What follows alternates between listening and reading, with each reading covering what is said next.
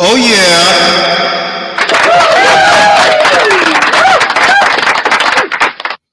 So look, man, it's a big fight week. We got a major fight. We've had two major fights. It's been a good week for the sport of boxing. Good, entertaining week, giving us a lot to talk about. You guys will notice that I've made a conscious effort to consistently, the last 3 weeks or so, continually talk about the Crawford versus Spence fight. You know, I always have a segment in there where I break down what the fighters are saying and just what I think about it. I wanna do things a little bit differently today and try to get people's opinions and actual breakdowns of the fight. I saw Julio say, he mentioned a certain content creator. I ain't going to say no names because I don't want nobody to feel that I'm taking shots at them. You know what I mean? But Julio said that a certain content creator, a popular one, that he never breaks down fights. All he does is yell and ride the fence. So I wanted the panelists today, and if we could get some other opinions, some people that normally aren't on the panel, to give their thoughts on what the fight is going to look like. You guys already know what I think. You guys already know who I have winning, how, and why. Y'all already know. So I want to give you guys the opportunity, whether you think Spence going to win or Crawford going to win, don't matter. I just want to get you guys' opinions on how you believe the fight is going to go. How's it going to look like in the first four? How's it going to look like in the middle? And how's it going to look towards the end in the last four? You know what I mean? You see the biceps is coming in a little bit. The motherfucking shit. Biceps coming in a little bit. The triceps coming in. Brachialis rounding out the arm. Real nice, real special. Traps is coming in. I ain't even doing a whole lot for them. We out here. All right? It's fight week.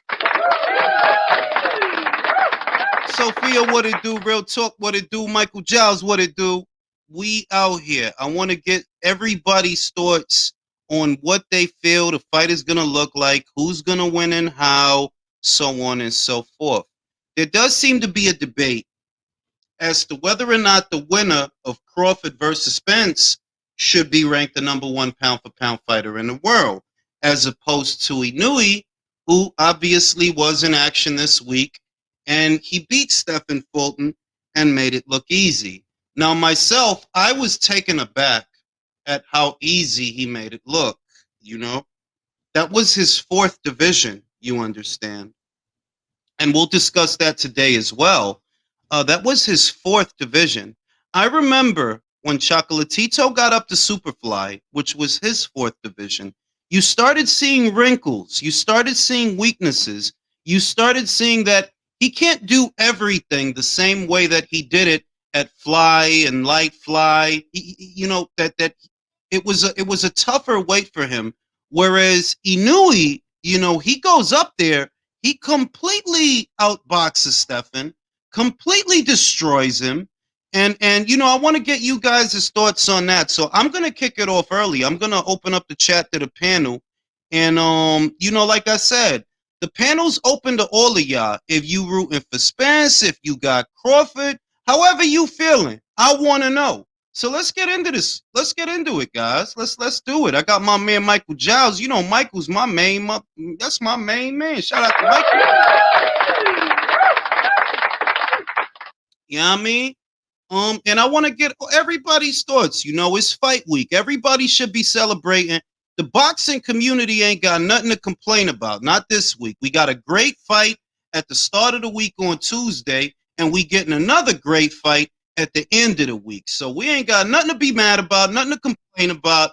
Let's get it on. Let's do it. Let's do it, Mike. Yo, let's go, bro. Yo, StreamYard started an app now, so you lying.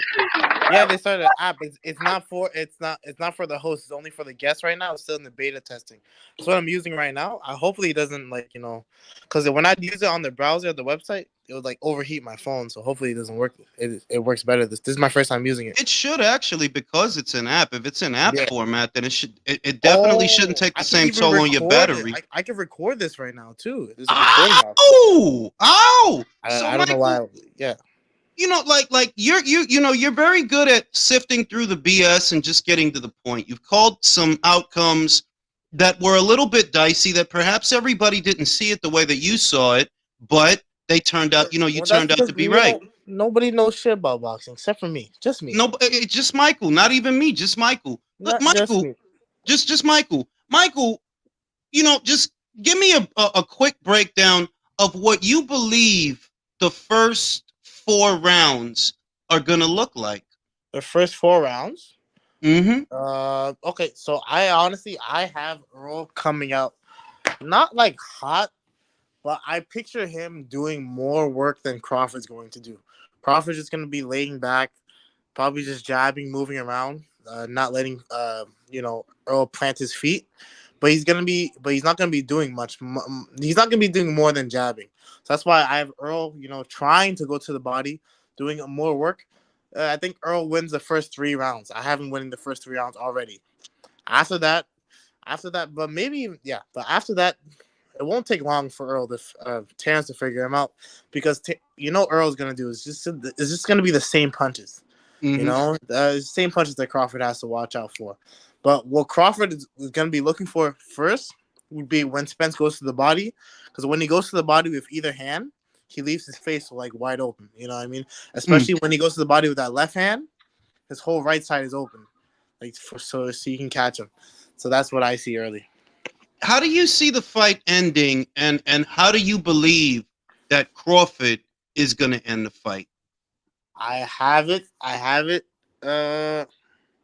I'm mostly saying 8 to 9, but it could be 7.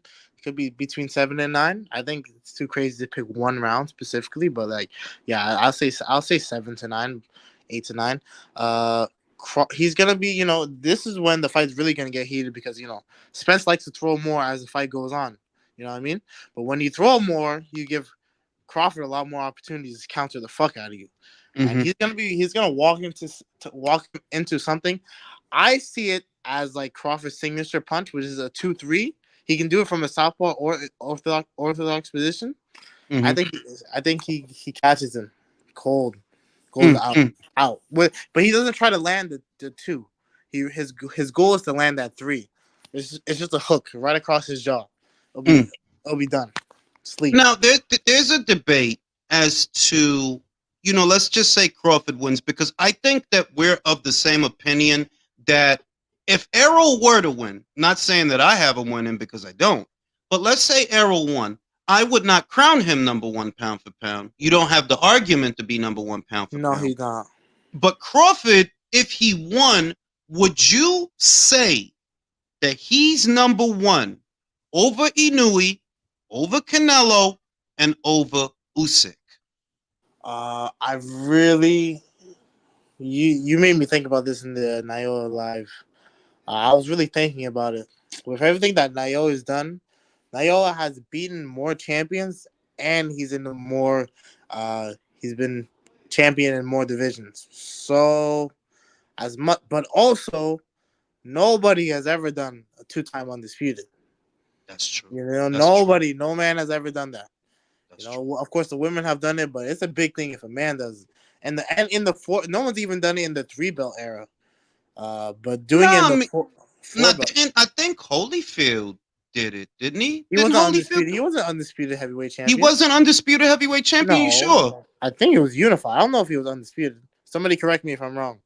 I think he was I do think he was undisputed. He was undisputed. He beat Buster Douglas. Yeah, with the right cross. He did not for nothing. He did like the full. He slipped, boop, and caught him with the right cross. He had 1 belt at the time, no? No, Buster won like 3 from Mike, didn't he? Was Mike undisputed at that time? Yeah. He was. He won like 3 from Mike. And remember, back then you only needed 3 in the Ring magazine for undisputed. We're gonna go to Devontae. Exciting times, right? Exciting times. Who do you have winning the fight, first off? And what do you imagine the first 4 rounds of that fight? What do you imagine they gonna look like? And what fight are we talking about? Spence Crawford? Of course, that's the only fight we talking about right now. Okay, first 4 rounds. I see Spence get off to a fast start. Establishing his jab. I see Bud. Kind of how the Brook fight went. He was taking his time. Figuring it out. By the 4th round, you gonna see Bud start setting up counters then. I think the first 3 rounds, you're going to see what's going on. See what's, Phil Spence out, basically. That fourth round, you're going to start setting up counters. That's my opinion. And if you do have Crawford, if you got Crawford winning the fight, how does he win the fight, and when does he win the fight? I actually have money on it. I have Crawford stopping Spence in the 9th round. I see him catching. I have him countering him in the 9th round, knocking him down, and he goes in and TKOs him. I don't know if you knock him out KO, but I got him TKO stopping him in the 9th round. A lot of people are looking at around that period of the fight, which is really the third quarter of the fight. The fourth quarter is 10, 11, 12. The third quarter is 7, 8, 9. I see a lot of people looking at the third quarter to finish the fight. I'm going to go to JBN. Let me go to JBN. JBN, how do you see the fight ending, and when do you see the fight ending? What's up, IQ? Man, I'm ready for this fight, man. It's a long time in the making. And I'm confident that Crawford is gonna knock him out. Crawford is gonna knock him out. He's just too agile. I feel like Spence is just more straightforward. He's not as durable. The hits that Jordanis Ugas was able to hit him with, which he didn't do anything in that fight, but the hits that did land, you could see that they were having effect. And Errol did get hurt. So I would say that Crawford should be able to dispatch him around the 8th or the 9th. Now, I want to go back to Michael with this before I go to Chris. Chris, why do you think Errol, after all this time, right? Because I think that we all got a like mind when it comes to this. I think we do. But if we do, in your opinion, why is... Who's that? Sorry. Chris, if you in the middle of a class, bro, be in class. I'm not in class, bro. What's the question you was asking me, brother? I gotta go to Michael. I was gonna go to Michael. Michael, if why is Errol? Because I think we all agree that they deliberately delayed the fight. They maybe they didn't even want to do the fight, but they was kind of left without a choice. That's kind of what I think. But what do you think? Why did Errol finally come around to doing this fight? There are no more options, bro. Like, if you actually look at it, they never planned to fight Crawford. What happened was they were gonna fight Porter, then they were gonna fight Manny, and then with that star value that he gets from Manny, that'll be like passing on the torch fight. He was gonna go to 154. Nobody was gonna say shit if he didn't fight Crawford. It would have been another fight that's another one bites the dust. It would have been like that. But then, I concur with that sentiment too, because Terrence Crawford and Errol Spence were fast approaching Manny Pacquiao. It was who was going to get to Manny Pacquiao first. But as you guys remember, Manny Pacquiao unceremoniously left Top Rank. So that left, Terrence Crawford in a bind, because you were going to have to pay Pacquiao a lot of money. Also, Terrence Crawford was more of a threat to Manny Pacquiao. That's why he asked for absurd amount of money due to his marquee value at that time. So be that as it may,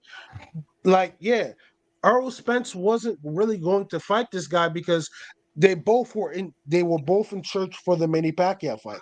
The reason why they fought, in my opinion, is this. Earl got pride, and I think as you can see, Earl's really ornery. He's this is the angriest he's ever been, and I don't think that's really going to do anything for him because he doesn't have the skills to match Terrence Crawford. All that anger is going to get his ass beat horribly. I think he's fooled, but the thing is, Earl deep down inside doesn't want to be looked upon as bitch.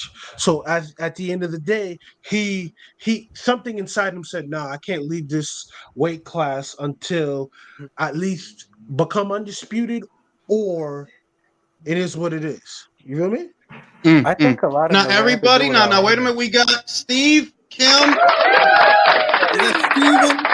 got Steven Steven in the Kimberly. building. No. I gotta ask Steve, because Steve, you on the other side of boxing. You hear the things we don't hear, know the things we don't know.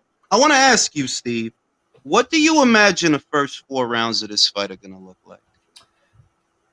That's interesting. I actually expect Terrence to have a little bit more sense of urgency. They know that they are the B-side. They understand the politics at play. They Let's gonna just rob put him. it this way. I don't see him just laying back and giving up early rounds. I really don't. I think they look. I went on record on the 3 knockdown rule. I think he's going to knock him out in 10. And to do that, though, you got to start off quick. Errol's been a relatively durable fighter, but the Spence camp, they understand the politics at play. They do. They know that even though they're no longer with Top Rank, they are not the PBC house fighter. And that is the guy that's been with Al Haymon since day one, who is one of the flagship fighters of the PBC. So keep that. They certainly have that in mind. And Julius, we've been talking about this. We've been exchanging DMs for about a week now. Errol Spence really may have overstayed his welcome at 47. Absolutely. I thought he looked really frail and stretched out last week. It doesn't look any better now, 7 days later. I'm just telling you, he looks really listless. Steve, what do you think about? He looks emaciated, bro. He does. Steve, what do you think about Errol saying? Because he said it outright. Like, for anybody that thought that, Julius is hating and Julius just hates Spence, he literally said it outright. I've outgrown 147. What do you make of that? The cynic in me will say, well, you're already laying down the groundwork for an alibi or an excuse. But, here's what I think is interesting. And one of the reasons why I'm picking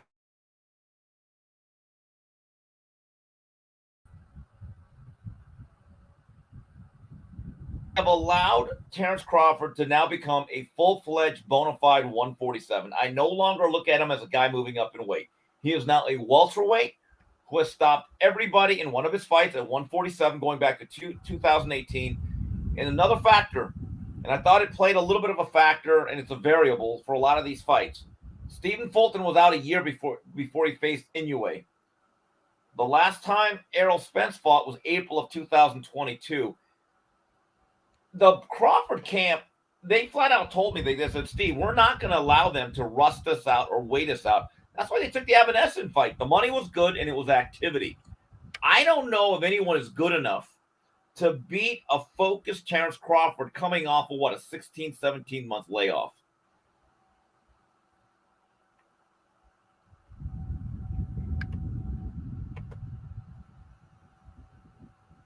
I can't hear you, Jules. Yo, I don't know what happened. I think that was the Wi-Fi or something. Yeah, that should happen like twice, B. Your screen got stuck. Yeah, that happens to me all the time, but you guys don't give me any grace. Love you guys too. Welcome to my world, scumbags. I wanted to get back to the question that I asked Steve about him basically admitting, confirming really what all of us already thought. They're like, yeah, bro, that dude stayed at 147 too long. Like, he basically said it. He said that, yeah, it's getting harder to make, and I've outgrown the weight. And if there is a rematch, it got to be at 54. Just what's the reaction to that? He's been at 147 forever, right? Even his in whole the career. And his whole career has been basically at 47, guys. Keep that in mind. That's over a decade. Exactly. Steve, I want to say this to you. Bro, it's 10 people up here. You got to let them finish the sentence. No, go ahead, Steve. What was the question? No, I was done. Good. My question was, how would that be a good excuse for him to say that, he outgrew the division? Because Crawford's been wanting this fight for the better part of, 5 years now? Yeah, no, that's the irony. They outthought themselves. That's the whole thing, that this whole thing really, it really backfired on them, because I know one thing about Crawford. His physical strength is real. It's insane, because he does a lot of wrestling, and his sons are in wrestling. So he knows all about natural body weight and leverage. And I know people that have worked with him physically, and they'll tell you he's got that natural wiry strength. And let's take a look at what has happened personally or professionally to Errol Spence since the time Crawford became a WBO welterweight champion. He got into a horrific car accident right after his pretty tough fight with Sean Porter. And then he had a detached retina where he needed eye surgery. That I don't care who's older in this fight, in my view, and again, I could be wrong. I've been wrong before. Errol Spence is a younger guy, but he is not the more preserved athlete. Absolutely, bro. I mean, come on, a detached retina. He landed face, and I don't say that for comedic value. I've been hit by a car. That's what happened. My ankle still ain't right, and I got hit when I was 14. My ankle still ain't right. So if you land on your face, yeah, I'm gonna assume that, yeah, you not the same guy that you were before you got flung out of that Ferrari. I mean, he flew out especially the when car, Ugas of all His people face had wobbles to you. crush on the windshield, and Crawford then beats him without those accidents, bro. Now one thing that I noticed that is consistent with everybody that I asked this question, Steve, they're picking the third quarter of the fight, which is rounds 7 and 9 for the knockout. Do you see Crawford knocking him out? And if so, do you see, when do you see him knocking him out? And how? Yeah, well, I went on the record and I flat out said round 10. Again, Errol has a lot of pride. He's a good fighter, and he's been relatively durable, although I have seen him buzz. And everyone's going to bring back the Kavaliauskas fight. And yes, I was at that fight. Terrence may have been knocked down that fight. But one thing about Errol, he's a southpaw, but he's not a crafty, slick southpaw. This is not Pernell Whitaker. Mm-hmm. And the versatility and the adaptability and the athleticism, all those things really, I think, are in the favor of Terrence Crawford. Now, I could be wrong, but again, he's no longer a guy that's just moved up to 140. He is now a full-fledged, bona fide 47. And to go back just a little bit, why would Errol Spence say that, oh, I'm going up to 54? Easy. Because he knows that his cult-like fans will drink that up like the Kool-Aid from Reverend Jim Jones. And they'll automatically have that alibi. It'll be their version of, he had to go to Japan. Seriously. And we got to listen, guys, we got to talk about that. But I want to preface everything I'm about to say with this because I think it's important. Even though Stephan got annihilated, nothing but respect for Stephan, because there's a lot of guys that wouldn't have did it. Even for the money, they wouldn't have did it. I know he got annihilated. I know he got dominated. I know his trainer was, acting fugazi. But Stephan himself behaved like a champion. That's all I'm saying. So I don't got nothing but respect for Stephan Fulton. He got dominated, yeah, but when you fight good fighters, that's what happens sometimes. Sometimes you win, sometimes you lose. Now, I want to go to unbiased with this question. Let's say Terrence Crawford wins on Saturday. Who's number one pound for pound in your opinion? Oh, shit, he thinking about it. Al Haymon, God damn it. Al Haymon got him. Let me go to Steve, what do you think about that question? If Crawford wins and he stops him the way that you believe he's going to stop him, does that make him the number one pound for pound fighter in the world? There's an argument. It's interesting. Mario flat out said no matter what happens Saturday, short of the most spectacular performance ever, that Inoue would be his number one. I think it's interchangeable. I think it really, the pound for pound list comes down to two people now. It is either the monster or the winner of Saturday, especially if it's Bud. Because Bud, to be a 2-division undisputed champion where he's collecting belts, and if he could really wreck Errol and dominate him, now I'm thinking, geez, here's the thing. As much as Fulton is accomplished, he's not as accomplished or as well-known or as important on that ledger as an Errol Spence. I think it's either one of those two guys. I wouldn't really have that much of an argument, to be honest with you. That's what's so tough about these awards. I'm where you are, Steve, where if a guy, if Crawford wins and the guy says Crawford's number one, no, I won't argue. And if a guy says he knew he's number one, I won't argue. But for my particular criterion, Inoue has the stronger argument. For mine, Fulton was the 6th champion that he beat. The 6th. You understand? And he didn't just beat him. There was no moment in that fight where it was competitive.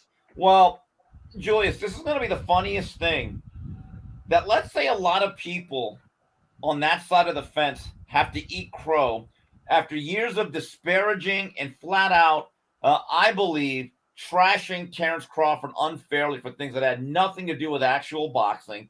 They slandered this good man's name, right? Mm-hmm. Mm-hmm. If he ends up winning big, you watch how quickly they turn into Crawford. I'm just talking flat out jock sniffers, all in the name of saying that has to be pound for pound, because they really don't want to say, well, it's Inoue. I mean, their agendas are so strong. And it's going to be funny to see, because these people are the ones, they disparaged Crawford worse than anybody the last 4.5, 5 years. Absolutely. Absolutely. They're not honorable.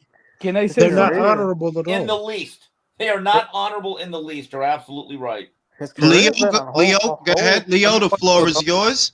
Well, first, let me read the super chats. I got 2. Shout out the ring. On any day, I've got Bud 10 times out of 10, but it's a PBC show. They may wave it off on Bud's ring walk. Steve, props on your Oscar De La Hoya interview.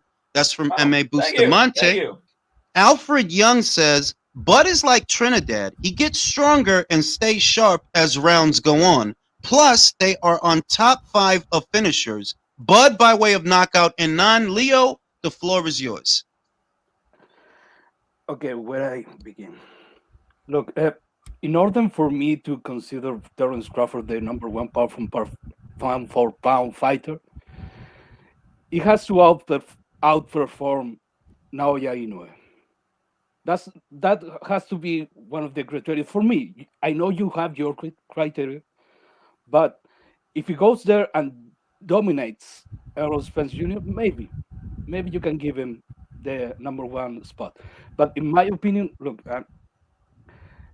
if boxing worked in the way it's supposed to work, this fight should not be for undisputed.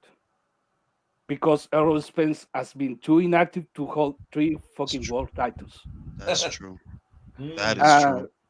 I know Fulton had a questionable performance against that ugly motherfucker. The fish face motherfucker. Yeah. But that's not the same. He went there and fought the guy.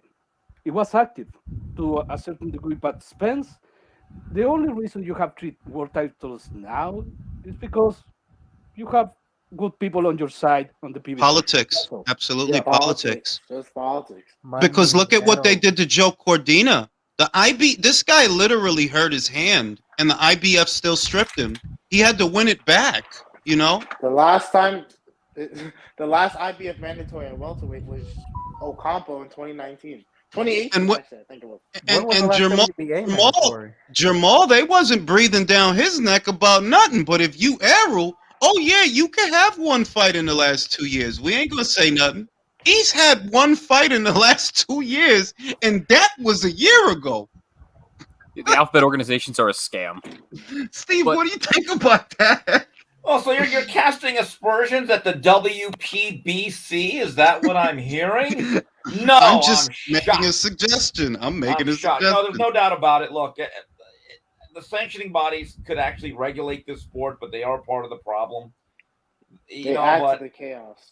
You know, I tell you what's interesting, guys, is looking at the press conference today, and I said this on a show that I was on earlier. Jules and the rest of you guys, I am so glad I'm just going to be nice and comfortable at Coach Jason Brown's barbecue extravaganza, watching the fight with people that aren't going to. It looks like it might pop off there in Las Vegas. Oh, it's going to be bad, bro. It's going to be bad. You think there's going to be fights? Oh no, yeah, it's gonna be bad. You know what this shit is? Listen, we got a taste of it. We just got a taste of it. With the press, like I don't know what's wrong with a lot of motherfuckers. Really, I just kind of take it as stupid motherfuckers do stupid shit. Let the fucking fighters fight, you fucking idiot. It's not about you. Like, calm the fuck. Who remembers when Danny Jacobs confronted Jermall Charlo in the hallway, and you had this one little motherfucker Yeah, like he was this. talking all this shit. Yeah. Talking what? It's like, yo. So what? You trying to get it on then with Danny? Because you acting like you want to get it on with Danny. that guy that was chirping Terrence, bro. You put them two in a room. Guess who's walking out, bro? That guy would freeze like the abominable snowman. I'm just telling you, Terrence is a Doberman. People talk about this guy's a dog. That guy's a Doberman. I'm just telling you, and this is one of the things why certain promoters, they don't like those public events. They really don't, because, and look, it's already a little bit of tension between Bomac and Derek James. You can kind of see it. It got personal. Oh yeah. And I have to tell I'm you, not gonna lie, that was good. That was good though. It was good. And Jules, I am not one of these people that like judges the weigh-ins or the stare-downs, but I'm just telling you, it seems to me that Terrence is going out of his way to assert some sort of psychological dominance before the fight begins. Just the way his body language, the way he's moving, the way he's talking. And Errol looks a little bit listless. Now, he's a laid-back personality, but that's true. He always has been. Yeah, it's really impossible for me to ignore that there's a different demeanor between, that may not amount to a hill of beans, but that's what I observe. I want to say, look, I want to say that I like Michael. I think it was Michael that made this point, and Chris. I'm of the opinion that this is just Errol trying to be a man of his word. He has a good idea what's going to happen. He knows how difficult it's been to make the weight, but to be a man of his word, he's willing to go through with it, even though he kind of feels, yeah, I might lose this one. And that's okay. I don't think it's about being a man of his word. Because he was going to go fight Manny Pacquiao, but he got screwed over. This is the best money fight for him. Yeah, but he could have fought Thurman, Michael. He could have fought Thurman. At 154, but he saw how everybody reacted. Nobody was feeling that, bro. Even some of his fans were calling him out for that shit. So you feel that he was bullied into this fight, Michael? Yes. Ooh, that's interesting. After a year, you're going into this fight with a year and 5 months off. I think a lot of it. Michael and I are of the opinion. Michael and I are both of the opinion that Fulton was also the same deal, where he kind of got bullied into the Inoue fight. No. And I don't agree with that. I don't believe that. I don't believe that. I definitely don't believe that with Fulton. Yes, Steve, what do you think about that? When you hear people say that Stephen Fulton, under pressure of public backlash, that the only real reason he took the Inoue fight was because of that. Do you agree with that? The money. Guys, I took some heat on Twitter because they tried to lie about it, but what I was told is that with the economic opportunity that was presented to Fulton, $3 million, and there's been a lot of rumors. I talked to some people in Philadelphia where Fulton, under his breath, was not happy with the way his career was going, fighting in Minnesota, not a lot of support. Has not fought in Pennsylvania, by the way, since the year 2017. And you still have a segment of fans on Twitter asking why this fight's not in Philadelphia. Okay, real geniuses there. But anyway, he said it himself, Steve. Before the fight, he said it like a year ago that, yo, the people in Philly don't rock with me like that. He literally said it. Right, and my view is this: is that the chicken or the egg? Because most fans in Philadelphia care about the Eagles, 76ers, and Phillies. So if you are a fighter that never fights in your city, they're not going to care about you. That's why when Mario and I had Boots Ennis on before his fight, we asked him, when are you going to go back to Philly? Because I'm a big Boots Ennis fan, but Atlantic City's kind of close, but it's not Philly. But Jules, I was told by a good source, more than one, that to his credit, Stephen Fulton told Al, please do not dissuade me from taking this fight. Make this deal. It is life-changing money. That's why he did the fight. I believe it.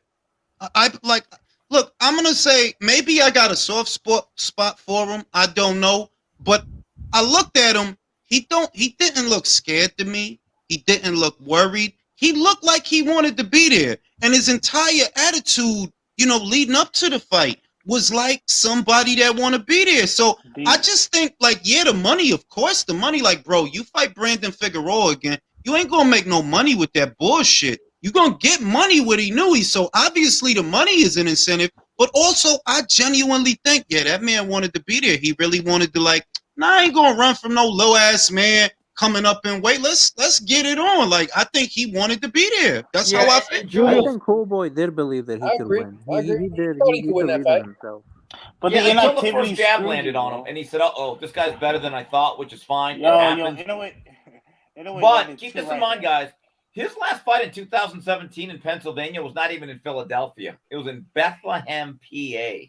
Wow. Bro, if But you're a no, boxer and In you're the not Sands, from right? Philly, Bethlehem Sands, right? I believe so, because they do have that's the casino out there. They've got that. Yeah. So They that do was regular that. shows out there. In regards to what Jules' question is, regarding Spence, I think it was a mixture of both. It was pride, and I honestly believe that he did get bullied into this fight, because I do remember the backlash of that, because ultimately even his fans said, like, you fighting a dude that's not even relevant in the division at 154, but you have Terrence Crawford, who's been calling you out for the last 5 years. That doesn't make any sense. You gotta go see this dude. This is legacy defining. And does Spence look gaunt? Yes, we knew. And I was talking to my friends that, hey, I just want him at least to make weight and leave this fight healthy, because I think he's going to take a tremendous beating. And ultimately, is this: he's not preserved, because one thing I do know about drinking has a nasty effect on your body.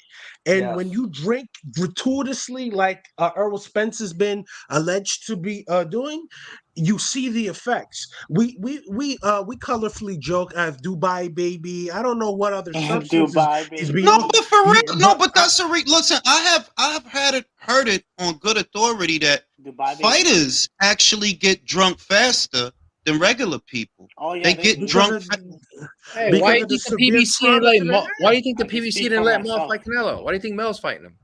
And Because- Big Neezy, wait, I gotta address Big Neezy. Big Neezy, you picked Stephen Fulton to win, didn't you? And now you going with Errol, right? But I look at it Go like ahead, this, Big like Neezy. to Jules' point, right? Boxers get drunker faster because of the trauma to their head. They've taken some severe trauma. Like, yo, you gotta look at it from this perspective. Like, Pernell Whitaker really didn't take too much punishment. But cocaine and alcohol did that to him, because he used to speak with a slur at the end of his life. For a guy And there was who was drugs. so He did hard drugs too. To be fair, and I love Purnell, but he did Big not Neezy, use alcohol. you better use them narratives while you can, because the expiration date, they expire in 2 days. I mean, drugs fucked up Chavez too, bro. I think Chavez But could have kept going undefeated Oh, longer. Chavez did a lot of drugs. I mean, you just can't with Yeah. those two guys. He You did a just lot can't of blame it on coke. the Henny. He did a lot of coke. That's He, my all understanding. the but cartels were his best friends. That's why. on good authority too. Nick Jones even said it online, saying like, "Hey, I know a drinker because I was one." And he says, "Hey, Terrence Earl Spence be in them clubs drunk." And it's funny. CJ, shout out to CJ from Goodfellow Sports TV, my boy, said this. You know, how women are very, they're in the mix, they're in the know. There was a woman that shot Earl Spence, that like I had a picture of him at a day party when he was supposed to start camp for the biggest fight of his career. What you doing this shit? So you mean to tell me you have that much? You have so much lack of discipline for you to be at a party knowing that there's a whole bunch of vices there that you don't need, because you're fighting one of the most disciplined, most vicious athletes. You gotta remember, this dude hasn't had a unanimous decision go his way since 2016, when he was back at Fam, he 140. beat Sean Porter by way of a split. A split. Think about that. When Kel fought Sean and he fought a younger, unbeaten Sean, right? He did his thing. Crawford, he fought him after Spence. He stopped him. Spence languished and labored and went through the gears, and he got a split decision. You know what I'm saying? And that's before the car accident. So I'm just telling y'all that, like, That look, was man, drunk. That was drunk Spence, and you see what happened with his body. that was Booze Hound Spence, bro. His Booze face Hound looked Spence. fucked up. Y'all remember Dubai how his face baby. looked after the fight? Spence's face looked fucked up after that. He was beat Porter up fight. after that fight, bro. If there was And no knockdown, guys, that would be a decision that'd be argued to this day. I think the knockdown swung it to Spence. absolutely. I remember I had it 115, 112. Errol, I was ringside for that fight. I thought it was a very close fight, but without that knockdown, I think that's one of those controversial decisions that people would be arguing to this day vociferously. Honestly, you know what that fight reminds me of? Golovkin-Derevyanchenko. Same dichotomy. If not for that knockdown, this is either a draw or Sergey wins. Right. It's the same Controversial thing. either way, though, too, right? Yeah. You know what I'm saying? So, as far as Inoue, I it's a sore spot. It's a sore spot because people in America are just now realizing about this fighter, kind of like when they caught on the Chocolatito when he was at his fourth weight. All the stuff at Fly and Light Fly, they weren't paying attention. They didn't really start paying attention to him until he arrived at his fourth weight. And that's the thing with Inoue that I see. Who has he fought? Let me tell you something. If you have to ask who he's fought, then you're in no position to call him. You can't call him overrated. Why? You don't even know nothing about the motherfucker. How you gonna know why they rating him the way they rating him if you got to ask who he fought? I'll say this again. The dumbest, most ignorant fans, they want to be the baseline for what we should take seriously. Absolutely. It's ridiculous. They're the last people anyone should we have to understand. We may not like this, but we are the we're the aberrant few in boxing. Boxing is predicated off of emotion, race politics, and all these things. We are the deviation of that. So at the end of the day, unfortunately, something that is completely not up to snuff in the real world is up to snuff in this sport. Because when have you ever heard somebody who's undisputed, who was putting people to sleep, parking niggas, knocking people the fuck out, overrated? Over fucking rated. Well, I'm gonna tell you what it is. I'm gonna be real with you, which is for me it's nauseating because I've seen what's happened to boxing the last 20 years. And I don't know what the fucking Americans are so self-satisfied about. When the fucking last time we won a gold medal, you silly motherfucker? Haven't you been paying attention? Who's Ward, isn't it? Exactly. What Olympics was that? 2004. When you think about, and I'm angry that I didn't include this in the video that I did about it, that, okay, who's the American heavyweight that's going to take us to the future? Because Jared just went to hell and back with Charles, so I don't know if it's him. Who's the American heavyweight that takes us in the future? Who's the American cruiserweight? Who's the American cruiserweight that takes us in the future? Who's the American light heavyweight that takes us in the future? That's 3 weight classes right then and there, my friend. I think American middleweight. Hey, George, can I say this? Devontae? Can I say this? I think that's going on with the PBC. I think that's why Errol, Stephen, I think they're cashing those guys out, if I'm being honest. This is a cash out. People think that they're trying to save Showtime. I think Showtime boxing is done, no matter how good they're doing this year. They just cashing these guys out. What young prospect do they have to carry their brand? Maybe Jesus Ramos. I think this guy makes a great point. But look, PBC's had a really good year. But I do think that Al Haymon had an obligation, whether it's Stephen Fulton or Errol Spence or whoever, that if you are quote unquote the advisor, how do you tell these young men in good conscience, knowing that they have a finite career, I am not allowing you to take the biggest money possible? If you are the advisor, you have a fiduciary responsibility to do that. It's a fiduciary duty that he has to fulfill. Like, think about it, Steve. You told Deontay Wilder to turn down multiple contracts that would have changed his life, and if he would have won, he would have been undisputed. You mean to tell me you're going to turn down? You don't even have to win though to get the money. That's the point. That's the point that I've always raised, Steve. That it's not even just maybe you would have won or maybe you would have lost. It's that no matter what, you would have made a ridiculous amount of money. And Wilder himself admitted that, I was gonna get more money for AJ than I got for you. He admitted that. So it's like, how are people in good conscience? A part of me feels like perhaps that's why Stephen didn't listen to him, because he was already disgruntled about not being promoted well enough. He sees all this other shit that's going on and like, y'all really told Wilder to turn down $100 million? Why? So he get his ass beat by Fury. Also, They Jamel didn't turn down the Canelo fight. So it's certain people on that side of no, I hate saying that fucking vernacular. It's certain people at that promotional outfit that got their head on screwed. But you gotta look at it from this perspective. A lot of these people see a black man in power and get overawed. And they come from Bro, they I'm come going from to the, let me tell you something as somebody that is not classified as black. Nobody gives a fuck about that shit. I know, but they do. That's why I'm telling you outright. Nobody gives a fuck about that shit. That is Exactly. some I'm black. I don't care about nobody it. cares. Like, I take more shots at Frank Warren. Well, really, I take shots at the both of them, but that proves it. I take shots at Frank Warren all the time. I take shots at Al Haymon all the time. If what the masses believed was true, I would be pulling punches on Frank Warren. I'm not. I say his shows are shitty all the time. Your star fighter I'm is talking fucking about the fraud. fighter.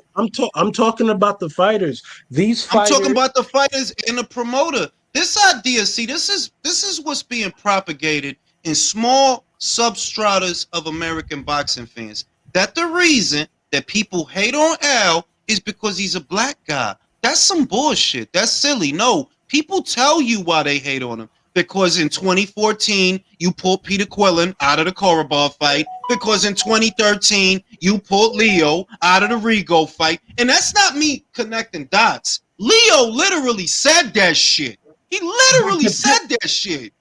But They made Gervonta I've turn been down that around 9 these people. million. I've been around these people. Let me tell you something. I have a good friend that I love that I'll put somebody in the earth for. You know what he told me about Inoue and Fulton? I said, like, yo, how do you see this fight objectively? You know I gotta go for the black guy, right? Yeah. Yeah, but I don't got, yeah, but you're not understanding. See, I'm not, and I said this in a video I did after the fight. I don't care about that. That's normal. The Mexicans do it. The Brits do it. The Americans do it. That's normal. Everybody does that. That's sports. I'm from New York, so I rock with the Yankees. I ain't gonna lie. The Mets ain't shit, and they ain't never gonna be shit. That's just the way it is. Watch your tone. Listen to me, all right? Right? So that's sports. That's normal. What's not normal is, But yo, that's you how acting like Al was marching on Selma or some shit. Like, chill, fam. He's a boxing guy, bro. Chill out, bro. I understand that, but that's how these motherfuckers think. I concur with all the sentiments. I'm in agreement with you, Jules. But some of these motherfuckers, I'm gonna use the R word. Hang on. We just found out the secret to why Jules hates Errol Spence. Because he's got to get back at those goddamn Houston Astros somehow, and a Texas boy's got to get knocked out. No, I'm going to tell you why I really hate Spence, because I used to be a fan of him. Go to any video I did in 2017, 2016. I used to be a fan of Spence. I remember the Cal Brooks. I remember the Cal Brook relay. I remember you sitting in front of your house smoking a gang of cigarettes on Facebook. Remember, I used to be outside the porch with the bogey. Yeah, bro, I remember the good times that Facebook group, but like you added too many people in. Yo, it got up to 50,000. The point is, Errol disappointed me, so that's kind of where the rancor comes from. They're like, "Oh, you a fraud, you a fraud." All right, and with Fury it's the same thing, because I thought, in 2018, for a small second, I thought that the resurgence of Tyson Fury might be good for the division, and nope, you're still the same fucking clown that you were when you left. You're still that same guy, so I have a lot of rancor for him. And the thing with the thing with this Al Haymon shit is, yo, understand, Bob is a boxing guy, Oscar is a boxing guy, you know what I mean? Motherfucking Frank is a boxing guy, Ben, Eddie, these is boxing guys. Why do you have Al over here like he the civil rights lead? Like, nah, he's just another boxing guy, man. Yeah, but Jules, when it comes to Al Haymon, many of these people have like a messiah complex with him. They really look at him as almost not just a civil rights leader, but I think a father figure. I think this is really deep. I'm gonna get really psychological in this. They really want to thank Al personally, and they want to look at like this like excellence within their culture And I'm thinking to myself, okay, that's fine, but they have caused a division even within their own culture, because guys like Coach Malachi have to, and he loves doing it, by the way, have to fend them off 2.5 hours every day. I've never seen anything quite like it. Your blackness becomes in question because you Yes. went into a black fighter for actually just being a fan of boxing first. Now, Well, before look I at what they did pass with it, before Canelo. I pass it to Bias, let me read the super chats. Fulton did get bullied. You forgot the boxing scene article where he said he knew he is power and no skill, and the damage control Instagram live he did when he said Twitter was too toxic after the Figueroa rematch. Yeah, but I'll say this: I did see that. I did a video on it. That was a couple of months ago where he was like, "Oh, he knew he's not all that without his power." That's not the same as what I've seen. Oh, he's just some fucking hype job, some guy to Top Rank. You fucking moron. He was already a 3-division champion before Top Rank signed him. The fuck? You know, so I don't look at those few comments that Stephen made and say, yo, Stephen was out of pocket. Because at the same time, there is going to be a little bit of shit talking or a little bit of just gamesmanship, a little bit of nastiness between fighters. That shit Stephen said wasn't no. Can I say something about that, IQ? Like that whole bullying thing doesn't work with the PBC guys because they obviously don't care, bro. Jermall Charlo got trashed for not fighting David Benavidez. Yeah. Fucking Gervonta Davis still hasn't fought nobody. Nobody. It's Spence is barely gonna fight Crawford tomorrow when that fight should have happened 3 years ago. Like I said, bullying doesn't really work to these guys. They can keep fighting bums and they don't care. Cool Boy Look made at that David fight. He believed in Benavidez. He himself. fought Lemieux. He fought Lemieux and that was it, bro. That was the year. Lemieux, I'm going on holiday because I fought Lemieux. I don't got to do nothing else this year. I'm gonna go. I want to say this because, look, Al Haymon has a plan. It's not a very good plan, but he has a plan for most of his life. But Not a good one. Fulton might be the exception because on those weights, okay, if he wasn't a Inoue fight, what was store for him? Nothing. Not Brandon. He had Brandon. They was gonna do that rematch. For what money? That's the thing. For me, the reason that Fulton accepted that fight was because the money and nothing more.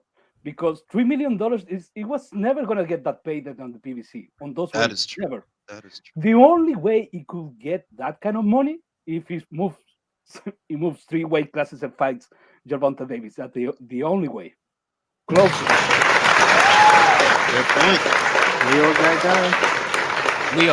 Leo, what makes you think that wasn't the plan? They gotta feed Davis somebody. Bro, they not gonna fucking feed him. I hate that these No, it idiots was are trying to too- sick him on Inoue right now. Like, bro, are you fucking kidding me? So it's okay for this bum to fight a guy that's two weight classes lower, but you're talking shit about They Canelo. fed him. fucking They fed him fucking Jose Jesus Yeah, Cuellar but and Hugo look, Ruiz. y'all These know niggas is nasty. y'all know that I'm not in the business of defending Javante, but Mr. Ohashi, he did entertain that possibility on video. He did. He was said he didn't say it's going down. He said if, right? He gave him that little line. If he knew he were to keep going up, then I would have a plan for that. But you know, obviously, motherfuckers took that and ran with it. When you know what you supposed to do with that, you supposed to boil that up in the garbage and throw it in the garbage. Cause it's like, fam, you know how many fucking years it would take Inoue to get to 35? I was Crazy? talking about Fulton. I was talking about Fulton. I wasn't talking about. Oh, I Inoue. thought you was talking about the Inoue Davis shit, because that's what Nah, bro, JBN. I didn't even entertain that silly retarded shit. Man. Like that's like, fam, that shit not going. And the other thing is, Brody, who the fuck you think gonna give Davis credit for fighting the super bantamweight? Yeah, but Jules, I think that's the ultimate compliment you could pay Inoue, is that when these people, when that group of fans start saying that stuff, because now he's entered the realm of that's how good. Because I have a theory in life. that the standards and expectations that you place on somebody, that's what you think of them. Yeah. And they have an extraordinarily high opinion of Inoue.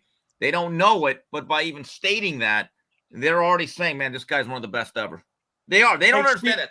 Just say it with me, guys. The Makes me proud to be Japanese, which is saying a lot because I'm from Vietnam. Makes me proud.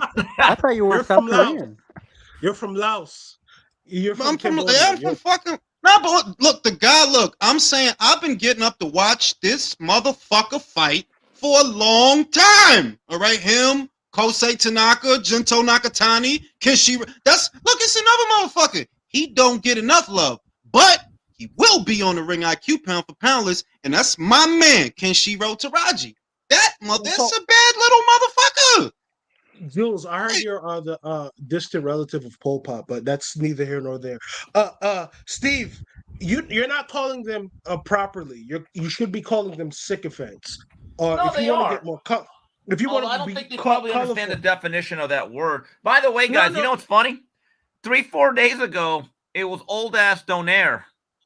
Now it's just Donaire headlining this great undercard. It's funny how these I hated that. I hated that, Steve. Because that shows me, that's the reminder for me not to argue with these dumb motherfuckers. Yo, Donaire gave that man the fucking fight of his life, bro. Now, I don't got nothing against Stephen Fulton, but Stephen wasn't ever in that fight. Donaire was in that motherfucking fight. Yeah, he was in that shit. We're talking about an all-time great pugilist. And they should have 40-year-old Yo, I seen that school moron. I'm like, yo, what is wrong with that guy? Like, what's the matter with that guy? Well, he's trolling a little bit. He knows how to wind up boxing fans. But guys, it was really funny about these fans.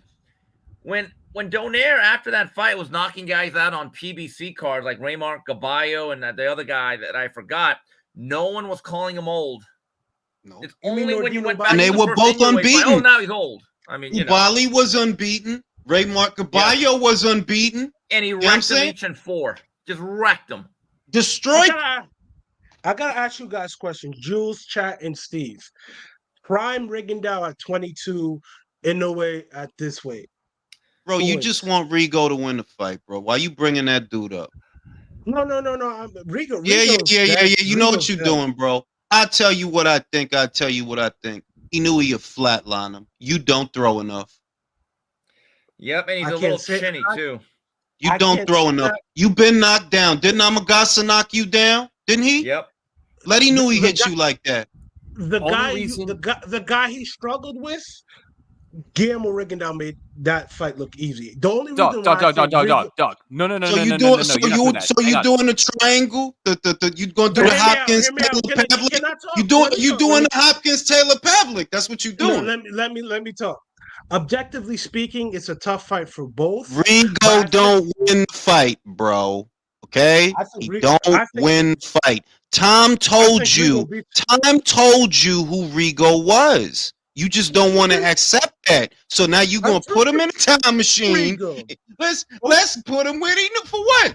Tom told us who you was. And here's the thing with the Donaire fight. That was when Donaire was in love with his left hook. That wasn't the Donaire that Inoue fought, the Donaire we came to love. I'm not gonna marginalize it. I'm gonna just say prior to 122. Let's not do that. That fight, that win that Rigo had against Donaire, I'm just saying that what's Rigo's? Listen to me. What's Rigo's claim to fame? What is it?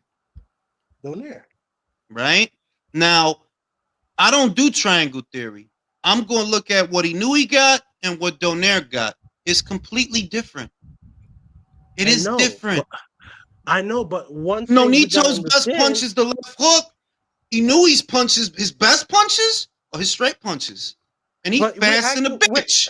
We acting like Guillermo Rigondeaux is not a really You acting like Guillermo Rigondeaux did some shit. What do you do?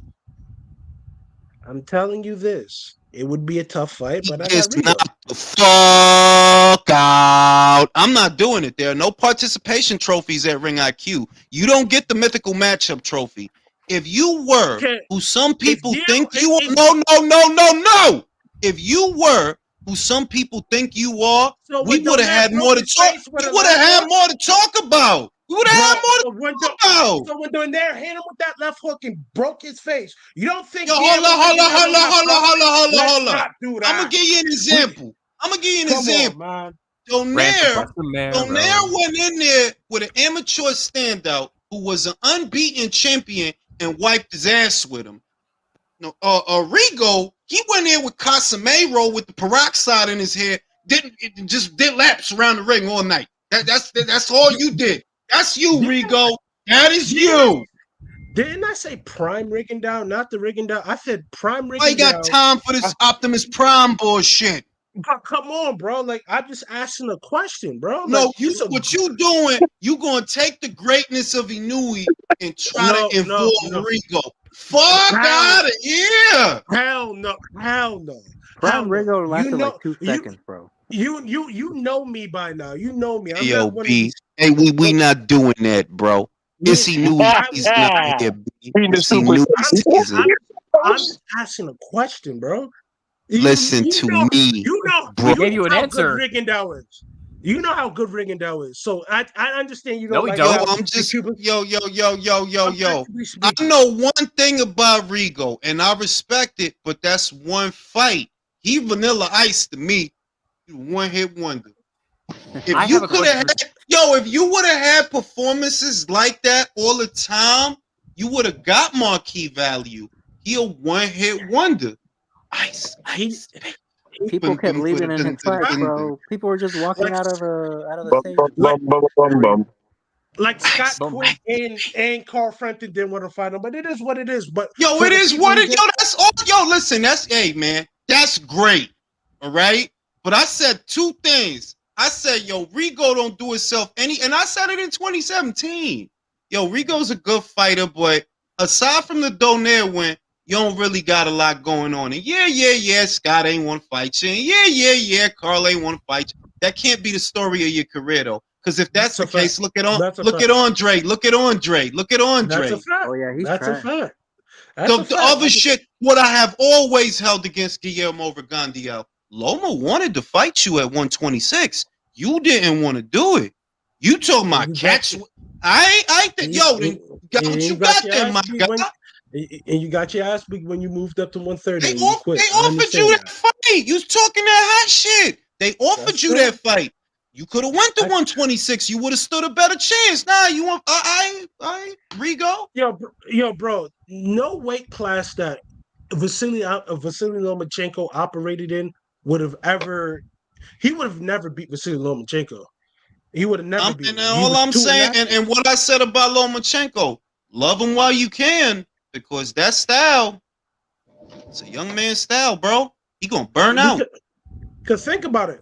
Real talk. No burnout. I think he beats TL, and I think he beat. I think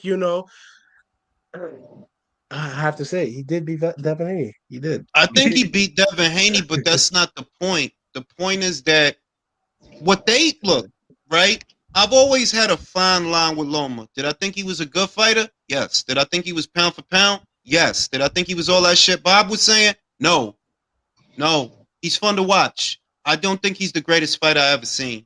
I don't think that. I don't think he's I don't think that. I see a guy with a style that it's not going to age well, bro. When you start to slow down, if he stick around, he's going to get knocked the fuck out. I think that's why I think Kambosos and Lomachenko are conspiring against Shakur. Because let's keep it a buck. Shakur is the man at 35. Why fight Shakur for the BO when you could for the BC? Why? Hold on. Why would they be conspiring against him? Because George Kambosos versus Maxie Hughes was an IBF final eliminator. When Devin leaves and the red belt goes vacant, guess who gets it? Of course, Stevenson. George. That's when he's gonna fight Loma, right? George. Speaking of Loma, and I don't think Loma want to fight Shakur, to be real with you. Yeah, he probably doesn't, man. At this point in time, I wouldn't want to neither. Too much of a high risk. I wanted to ask Steve a question real quick. Yeah. Because just because we brought up Loma, and this get kind of back to Crawford. Do you think that more and more boxers are going to get a wrestling background? Because Crawford has a wrestling background. Lomachenko has a sambo background. I read somewhere that Inoue did judo a little bit for a time when he was younger. Rolly and those did. guys are really strong in the clinch. Really good on inside work. So I'm just wondering, do you think that's going to be something more and more fighters do, especially with the rise of MMA? Or do you think that's just a one-off thing between those two, potentially three fighters? I think it's a bit of an anomaly. I mean, boxing is basically just really specialized high-level striking. So, I don't see a lot of guys being all-around fighters that get into boxing. I think, again, you named some anomalies. I know Kermit Citron had a wrestling background. But I still believe that the majority of our fighters, at least from America, that rise through the ranks, they will be specifically in boxing since they were a kid. Now, a lot of the Eastern European, Central Asian countries, where they're put in the academies or it's a little bit different than what we have out here educationally. I could see a scenario where they have more layers to their fighting style and their repertoire. But I would still say in America, basically, boxers will just be young boxers from the very beginning. Hey, Steve, I got to ask you this question. I got a question because I've been waiting to ask. Steve, what is this going to do at the box office? The tickets are coming down. They were overpriced. And everyone that I knew that was really sharp, that's in the business, like a Jim Boone of KO Tickets, one of my great friends, had been telling everybody, just wait till the week of the fight. And if you look at the get-in prices, they've been steadily coming down. Now, I do expect it to be a full house. I think pay-per-view wise, that's interesting. It will do, I believe, over $500,000. I don't think it'll do what Ryan Garcia Tank Davis did, even though it's $500,000. You only 500,000, Steve? No, I think it'll do at least that, but it won't do $1 million. It'll be right in that range. You know the UFC weigh-in or the press conference today for the UFC that's on the same night this weekend. Their live stream had 69K people watching. That's crazy. You also got to understand this dynamic, Jules. Yo, Gervonta Tank Davis and Ryan Garcia had this element. The young kids that are on TikTok that fuck with the Twitch streams. Yeah, they did. Yeah. So ultimately, those people gravitated from that. We talking about hardcore boxing fans and degenerates like us and the real celebrities that come out for big fights. Most of us are all older. That generation attaches more to Ryan and Tank because they're younger. Well, I would say that 67,000 people watching the UFC, right? I don't really think that's a problem for Crawford and Spence per se, because that implies that they're sharing an audience, which they are not. They're not. The people that's watching boxing is watching boxing. The people that watch a lot of UFC, they watch UFC. It's actually only a small contingent that watches both. And it's only those individuals that have to decide what they want to watch. Do they want to watch the MMA card or do they want to watch the boxing card? In reality, the boxing fans, you're not dividing the boxing fans' attention. And with the boxing match, you're not dividing the MMA fans' attention. So I don't actually think it's a problem, to be real with you. Yeah, there's more crossover between WWE and UFC than there is UFC and boxing. Yeah, it's completely different demos if you think about it. Like the guys who want to watch Cowboy Cerrone, the guys who want to watch two guys smell each other's crotches, them guys don't like boxing. So you're not taking nothing away from boxing because the people that watch that, they don't really watch boxing like that anyway. So I've heard that argument made a lot. And I think they view boxing as a minority, predicated sport, but that's neither here nor there. But for the magnitude for this type of fight, this type of historic fight with two undefeated champions, you got to remember Sugar Ray Leonard, Tommy Hearns, that was an event unto itself. So at the end of the day, with stuff like that, and also I understand there was different factors. Sugar Ray's 25, Tommy Hearns 22. So they fought younger. But for this type of fight, it should be a spectacle, but now you're nestled. Now you're competing for viewership. Otherwise, that if this was done properly, like boxing used to be done at times back in the day, this should easily be getting 1 million. Can I get into that? When Ray Leonard, and I charted this, I don't have the exact numbers, but in the previous 3 years when Ray Leonard and Hearns fought in 1981, they fought a combined 35 to 37 times. Like, they were always fighting. And that means, I'm talking as 10-round fighters, championship level fighters, and belt holders. So they were very, very popular with the mainstream sports fan. The ABC, last 3 years, sports, all of that. Yeah, the last 3 years, Spence and Crawford, I think, have fought a total of 5 times combined. So there's no regularity. There's no familiarity with the general public. I mean, that's the other thing. These guys, if Errol Spence is intended to be, and I think it hurts the fight, irrespective of the MMA show, because like I said, I don't think they're forcing a large enough group of people to say, well, what am I going to do? Am I going to watch boxing or am I going to watch MMA? The MMA fans are going to watch the MMA match. The boxing fans are going to watch the boxing match. To think that one is hurting the other implies that they're sharing an audience. They're really not. Like, small hybrid group of people that actually take in both regularly. So I don't think of it as a big deal. What really hurts it is the infrequency of fights for what is supposed to be the popular guy. Errol is intended to be the popular guy. Well, Errol has only fought once in the last 2 years, and that was a year ago. Right, and the other thing is, according to Jim Boone, who's a great guy to know, he said one of the things that really helped boost the Ryan Garcia Tank Davis fight is that all of the athletes, or the football players, they all wanted to go. So a lot of the high rollers came in. A lot of the football players with big social media accounts were tweeting about the fight, talking about the fight. Here's the problem. This fight taking place this weekend, all the NFL training camps are starting. So a lot of the popular NFL players, they can't go to the fight. And he said, Steve, it's cut into our business. So those things matter. When you have a fight, the weekend you plan for a fight matters. It really does. So those are little things that don't help this promotion. What also matters, Steve, is when you have someone who, with all due respect to Crawford and Spence, doesn't sound like a bored block of wood whenever they do an interview. That's also what helps sell Sugar Ray Leonard. People like to listen to him talk. It matters. It does. And I don't know what to say other than they're two excellent fighters, but they have not broken through. They never have. They never will. I mean, this is a fight for guys like us. It is. Honestly. So, guys, can I ask you this question? We're a bunch of degenerates. Yeah, I gotta ask you guys this question. Outside of the woman wanting to be with Sugar Ray Leonard and his smile, what real personality did this guy show? I think the real reason why people rock with dude is because of the 1976 fight. He fought a lot, and the woman had charisma. He had charisma. It's easy. He had charisma. Listen. Charisma isn't just. It's something innate. And honestly, Errol and Terrence don't have it. They don't. Boring as shit. They don't have it. I need subtitles.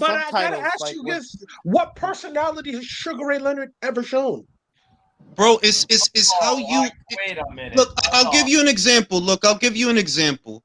There's a difference between Alicia and Michaela. They can both box.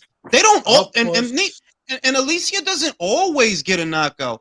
But if you see that, like, why people really be fucking with her like that? They're like, they really like her. It's not just, she cute and all of that. She got charisma. It's how you carry yourself. Your air, your energy, your aura and all of that. Sugar had charisma. Yeah, he did. As much as I didn't like him when he beat Hagler, he used did. To be out there with the captain hat. Remember he had the captain hat, the white joint? And showing up in a suit. Guys, here's the other thing. I'll still argue that fight to this day, though. Look, I'm with you, but the 1976 Olympics in that era, when ABC would air boxing on prime time, led by Howard Cosell, if you won a gold medal, that was a kingmaker. If Howard Cosell liked you right off the bat, and that was a great team with the Spinks brothers. I think Leo Randolph was on it. Muhammad Ali and Howard Cosell had a great relationship. Right. And look, even in 1981, Ray Leonard by that time had beaten Wilfredo Benitez, had gone through 2 fights with Roberto Duran. He had national endorsement deals with 7-Up. So we're talking about the CV of the fighter. That's something that's not being disputed. That You're man was comparing. motherfucking You're comparing. But see, we can't look at these guys now, right? And look at Sugar. Then the culture of the sport and the culture of the populace and the was impact different of then. boxing. Yes, absolutely. It is not. It's almost not fair to compare. I mean, Andre Ward. not Think at all. about it. Andre Ward, our last male gold medalist. Nobody really knew the man. So that shows you that over time, winning a gold medal in the Ward era was not the same as winning it in the Leonard era or even the De La At all. Hoya era, because De La Hoya was a star out of the fucking Olympics. Gold medal. He also had a narrative about his mom died from cancer also too, so that also sold it. But real talk, I understand that. I understand the culture. I understand the culture, and also Howard Cosell was a kingmaker. But my only gripe with him is what he did to Larry Holmes. But I understand it's Ali, but that's water under the bridge. But I agree with you guys were saying. But the thing is this: you guys call Crawford and Spence boring, which they are. I concede they are boring. But I was just saying, like Sugar Ray. Like I just saw a dude, pretty boy that beat the shit out of people. But I understood the 7-Up thing and I understand the culture now. But it is what it is. You could make. Listen, I'm gonna give you an example, right? The AJ kid. We talk about him all the time, right? He got charisma. It's not like he's showing you. Wait. Let me finish. It's not like he over here painting pictures and shit like Joe Joyce. Joe Joyce is literally a fucking painter. Literally. A far more interesting person than AJ. It ain't like AJ out here doing capoeira or doing cool. He ain't doing a lot, but he got charisma. It's one of them things. You either got it or you don't. Errol and Terrence ain't got it. So it's charisma in the sense fuckability. It's not just fuckability, it's swag, bro. It's how you carry yourself. Like I'm out here, B. I'm the show. You know what I mean? Now it's wearing a suit. It's wearing a suit. Hang on. It's wearing a suit when everyone else in the room is wearing t-shirt and ripped jeans. It's showing up looking like you care at all times because anything can go down at any time. And That's talking like you care. And being gracious like you care. Like anybody could be a dickhead like Fury and say whatever dumb shit comes to mind. Anybody could do that dumb shit.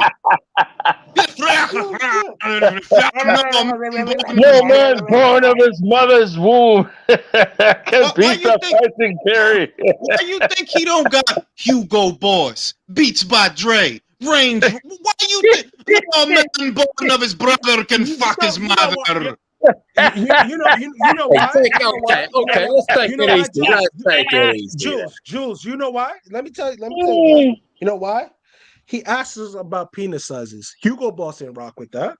I'm saying, like, you're not the boss asking about the next man package. How could you be? You can't be a boss doing that. He asked Francis Ngannou. You know what I mean? So Fury look. Anybody can talk shit, but Ali could make a poem doing it. That's charisma. Yeah, like I guess a good example. A good example is you got two trash talkers. One is Adrian Broner. One was Roberto Duran. They both talk shit. Like, yeah, Duran talked shit, but Duran had that. But you know what, though, Jules? I really think there's no better marketing for a fighter than just fighting a lot more than we are now.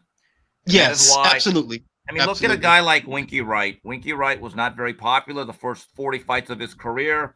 He was relegated to Europe, had to take short money. But over time, we began to appreciate him because we were familiar with him. We began to like the guy, and he had some opportunities that he earned with short money, and he capitalized, and then he made a really nice, lucrative run. Today's Winky Wright, unfortunately, becomes a malcontent like Demetrius Andrade because they don't fight. Absolutely. And that is the truth, is that there's no better marketing for boxing than actually doing your job and being out there a lot where people, it's like the Macarena song. The Macarena song is terrible, it's horrible, it's annoying, but in that summer, we heard it so damn much, we started singing along with it. Yeah. Because I get knocked down and I can go up again. You're never gonna keep me down. I mean, you guys heard that shit. What they're, everything else is basically an accessory to or a supplement to what the fighter should actually be doing. And the fighter, if you really want to make him popular, let him fucking fight. Very simple. It's the best way to promote the fighter. Let the fucking fighter fight. All the other shit. Hey guys, I gotta get running, man. It was great to talk to you. Let's hook up next week, man. You guys enjoy the fights this weekend. Yes, we will. I'm gonna grab a beer and a cigarette, and I will be right back, gentlemen. The floor is yours. So Spence sucks. Spence is getting knocked the fuck out. Oh God, it's gonna be hilarious. I hope Spence get his eye punched out of his face. I hope his teeth get knocked out. And when Buddy's beating him to death, I want Buddy to look him in his eyes and say, "Beg for your life, pussy." That's what I want him to do. I just want him to look him in his eyes and say all that shit you was talking. Beg for your life. And I want Terrence Crawford to look at Errol Spence Sr. and say, "You son of a bitch. You wish I was your kid, fruitcake." I want him to look directly in the camera when he knocks Spence out and tell these bitches, just tell these guys that you guys suck. I have a question for anyone. Is anyone else like me thinking this fight ends before round 6 with the Crawford knockout? I think Crawford has to come up. I think he has to come up fast. I was thinking actually the same thing. I swear to God, I wouldn't be surprised if he ended early. Because Spence comes forward. So, and he's very But Spence has a very tight guard. So you got to understand, that dude's going to rehydrate to being something fucking obscene for a welterweight. And due to how bladed his shoulders are and how tight if his guard is, it's not going to be really a lot of opportunities. I think I think Terrence Crawford is going to have to put combinations together. And I don't know what stance he's going to come out in, but if he's southpaw, I think he can't be as lackadaisical like he was against Felix Diaz, because I think Felix Diaz landed too many shots on him because he was just being so relaxed because he knew Felix Diaz couldn't do anything with him. But I think he needs to come out, and I don't care, Orthodox or Southpaw, establish yourself. Drop something on this motherfucker. Just let him know, like, oh shit. Make him want to fight you, because when Spence comes forward, he makes mistakes. I'm thinking, but he's always coming forward, though. That's the point. Yeah. So now with a counter puncher like this, he can fucking walk him into shots. One thing I know about Terrence Crawford, he's very fucking sharp, and he does, when he catches you and you don't see it, you end up like fucking Kell Brook running through the ropes like a bully's trying to get at him on a fucking playground. Okay, that's what happens. I'm thinking he might hurt him to the body, because Errol Spence he has a tight guard, but he doesn't necessarily use a high guard a lot of the time. He tried to catch a couple of shots, maybe lean forward, lean backwards to avoid the punches. But if you're not really getting a high guard, Crawford might rip you to the body. I'm thinking it's going to be a straight chin check, because if Ugas rocked you, brother, oh boy. His name is not just Ugas, Van Heerden. Bro, Van Heerden knocked his mouthpiece out with like a 2-1. Nah, bro, but Van Heerden. Oh, bad, y'all just got back. Hey, we dropping some Crawford prediction. No, but listen. Van Heerden knocked his mouthpiece out with a 2-1, and that's one of Crawford's best punches, bro. And that was one of the last southpaws he ever fought. So now, gentlemen, I want to get back to the subject at hand. First, let me read the super chats, because there's a few that have been piling up. I must have missed them. Shout out to my man Manny G. Hey Jules, how's Spence looking? He looks drained. That's how he looks to me, honestly. I don't. Like he's a crackhead in that photo. God damn. No, but for real, like, not even the one that I doctored. Like, he does look gone. His cheeks are a little bit sunken in. He does look a little bit gray. I don't read too much into that, because I forgot who said it, but that's kind of how I am. I just let the style tell the story. The other stuff is extra that, well, you do look drained and you haven't fought in a year, so that adds to it that, well, if you haven't fought in a year, your timing's going to be off. Your cardio might be a little bit off too because you haven't had to make the weight in a while. You haven't fought in a while, been under the hot lights in a while, yada, yada, yada. But does he look drained? Honestly, to me, yes, he does. He looks drained. Yeah. And he ain't said that shit.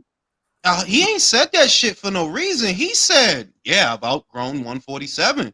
He said that shit. Shit, that's what I already do. He's trying to set up that alibi, guys.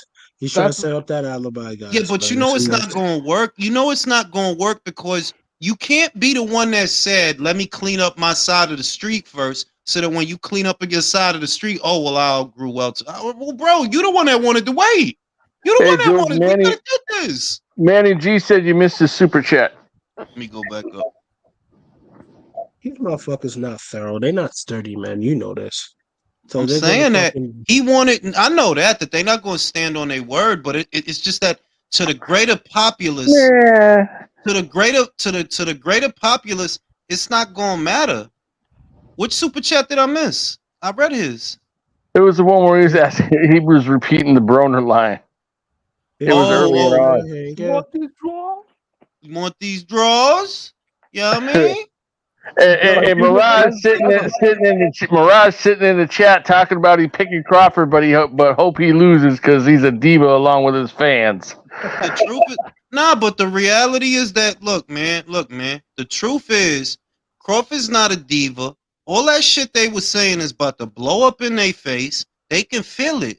And that's why we seeing this bullshit. Like, Crawford wasn't a diva. Y'all motherfuckers was acting stupid trying to get this man to fight for Undisputed with no guarantee. That's not him being a diva. What the fuck are you talking about? Am I paranoid, or like is Spence like bringing up the negotiations and how he doesn't want to fight at welterweight anymore this close to the fight? Like, I normally don't like pay attention to this type of shit, but I'm just like, man, is he like doubting himself? Like, yes, he is. I mean, Julio, I got to ask everybody about this. I got to ask, at the start of the show, and I'll go back around the panel for anybody that didn't get the answer. Julio, what do you think the first 4 rounds of that fight looked like? I actually think Spence will do probably his better work in the opening rounds. I even imagine him maybe even touching Crawford with something in those first couple rounds, but once Terrence gets pause on that. But once Crawford gets his distance, shout out to Cameron, man. Shout out to Cameron for bringing. Hey, Will said you missed his chat too, man. But once Terrence gets his distance, I think it's all she wrote, man. I'm gonna be honest. No, it looks like Eminem's gonna walk him out. Looks like. Gonna walk who out? Crawford. Stop lying. Stop lying. IG. They were talking on IG. They both lying. I expect Crawford to be southpaw the whole fight, and I think that'll be good for him. Like, I don't think Errol will get off like with his jab if he is a southpaw.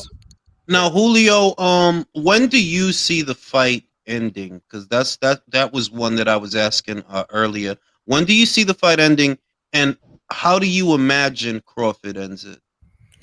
If he knocks him out, I wouldn't be surprised, man, because Errol does make a lot of mistakes. Like when he's heavy on his front foot, and then he gets like hit with 2 wounds. Like I was telling I think it was Chris earlier, like when you were gone, like, yo, Van Heerden, like one of the last southpaws he fought, he knocked his fucking mouthpiece out with the same type of combinations that Terrence throws. Except for Terrence is gonna be on his back foot, and he's gonna be a lot sharper, and he's gonna have more shit coming after that. Exactly. So if he does knock him out, I wouldn't be surprised. But I'm gonna give Spence the benefit of the doubt, and I'll say Terrence wins a decision.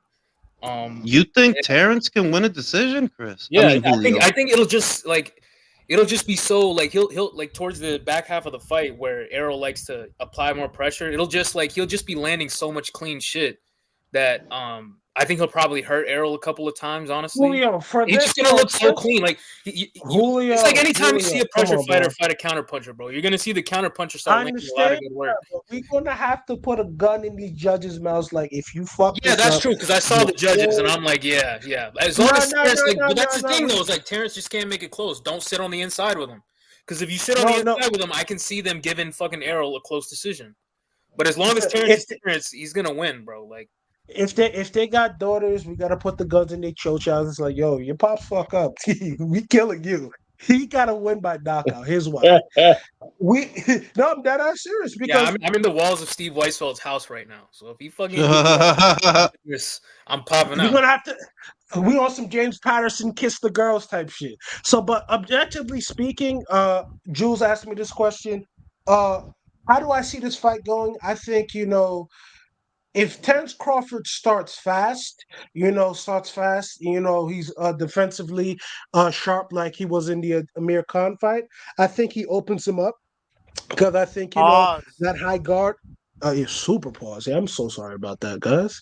I think he's gonna find openings in his guard, and I think he's gonna be going to the body real well, and I think that's gonna force Earl Spence to fight fire with fire, and I think Earl, who's not as preserved as Crawford, is gonna get hit with some shit he don't see, and he's gonna get hurt, and I think Crawford's gonna try to finish him circumspectly because hey, if Crawford comes in on some wildness, I don't know, man. I don't think Crawford would get laid the fuck out, but I think Spence would throw some Hail Mary shit to get him off of him. But I think I just got Crawford stopping him around 7 through 9. I mean, what was interesting that Steve said was he envisions Crawford getting off to a faster start than usual, and that's not the only time I've heard that. I've heard that at least once before in the build-up that they feel that because they know that, well, we can't let this go to the cards. We're fucked. You know what I mean? We gotta, you know what time it is. And they feel that because of that, Bud is going to try to make an impression early. I feel like Errol's best bet to win rounds is to, do damage early, land early. So that's where it's tricky. And that's why I ask about those first 4 rounds, that if you lay off and let him, just lay off. Take them first 3 rounds off because we're not here for a decision. We're here for a knockout. Not here for a decision. Let them patterns build. Let him get comfortable opening up and doing shit. We here to take him out. Conversely, Errol is also in a race against time because he has to get on the inside, bro. He's got nothing for Crawford. Mid-range, he's got nothing for him. And then Crawford has the reach advantage too, which people forget. And he's like if Errol wants to win, he has to get on the inside. And unless Crawford volunteers that, how is he gonna do it? Let us not forget too, when Errol gets frustrated, he starts punching in the nuts, man. Yeah. Yeah, he does. Mm-hmm. He does. No homo. Yeah, he is an underrated nut snatcher. Yeah, see, something going on with StreamYard and YouTube comments. That's what I see because I just got a prompt from StreamYard. But I see your super chat, Will. I see it. It's not showing up in the StreamYard feed for some reason. They got a glitch. But I see it. I just can't pull it up. I can't pull it up on StreamYard, so I'll read it here. Crawford talking down to the random dude in the crowd gave me Tyson versus Lewis press conference vibes. Terrence has a real shark eyes. Nah, you know what that shit is? I ain't even going to say that because that's annoying. Bro, so what you want to do? Should we not have him fight Spence so he could fight you? Because you so fucking involved, right? What, you want to fight Crawford? You know what I'm saying? You super fucking gangster. Crawford's on stage, bro. I mean, and you gotta love these mother. You know what it remind me of? It remind me of when Clarissa, which I never faulted her for, when Clarissa's sister was talking like, "Yo, shut the fuck up. The fuck is your problem, bitch? You not here to fight. Go sit down. The fuck is your problem?" Guys, the real question is this: if Crawford would have got on a Mike Tyson profanity laced rant with all that homosexual innuendo, would we say pause or no? I mean, I'm not. My mind is not going there, bro. Why is your mind going there? Yeah, he said he was reminiscent of Tyson Lewis vibes, and we all know. I left that shit 3 minutes ago, bro. I stopped thinking about that shit. I don't want to overanalyze, but there's something to it because Terrence does have a mean streak where, if you crack him, then he's gonna want to fight you back. That's actually a real tangible thing that you can see during his fights. Mean Machine made a mistake when he hurt him early because after that 4th round, like, bro, that dude took the beating of his life. Like, people really forget. Like, they like to focus on that when he caught Terrence, but like after that, like, it was like he was just taking a terrible beating. So my thing is, like, if Terrence does that with Errol, like, fights emotionally, I don't think he should do that because Errol can fight on the inside. Like, he actually can. Like, I'm gonna give him his full credit on that. Yeah, I'll give him his credit that Terrence shouldn't sit in the pocket with him. I don't think that, but my whole prediction is predicated on Terrence's feet more than Terrence's hands. They're like, I don't like. I just, if you fight in the pocket, then you deserve to lose, because that would be fucking stupid. You're literally gonna give up the. You're gonna give up the advantage you have. This guy ain't got no feet. He's flat-footed than a motherfucker. Beat your feet, bro. Get on your toes and beat your feet. That's how you beat him. And Jules, that's why I think this. Beat that's your why feet, I think bitch. fight Let ends. welfare feed you. Oh my god. And that's why I think this fight's going to only last 5 rounds.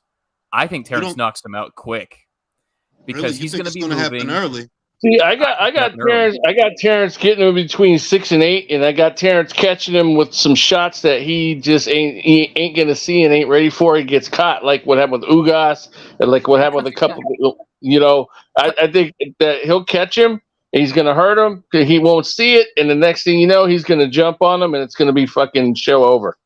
Well, that would be Christmas, and we're cynical. I think we're all cynical that even when something makes the most sense to us, we're cynical as boxing fans because, boxing does have a habit of letting people down sometimes. So we are cynical. But I honestly think that would be Christmas. Like, yeah, that's what we need, because I feel like if Terrence wins, he's not going to take a year off like Spence. You know what I mean? Like Spence, if he were to win, I don't even think he would come right back. Like, I don't even think that. Whereas if Terrence wins, I could see him doing a couple. Yeah, like I could see Terrence going to 54, maybe fighting Tim Tszyu for the BO. I could see that, you know what I mean? But more importantly, it's like, yeah, things can go wrong in boxing. The wrong game plan, get off to a bad start, you know what I mean? The out that I've always given Terrence is his mobility, that he could fight on the fly, but still crack you and generate real power. That's the out that I've always given him. If you sit in a pocket with this motherfucker, I don't know what you're thinking. He's not gonna do that, bro. Like, this is a stupid topic. He's not that stupid. But if he does, and what if he starts winning the exchanges?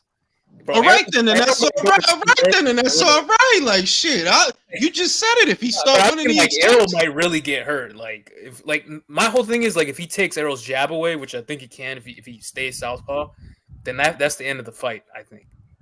I think he can take Errol's jab away, though. I mean, he's a master. He's a master at it. Like, because if he comes out southpaw and he uses the counter left to take it away, he definitely can. And it's just like Julio said. Nobody's saying it. Terrence has more reach than Errol.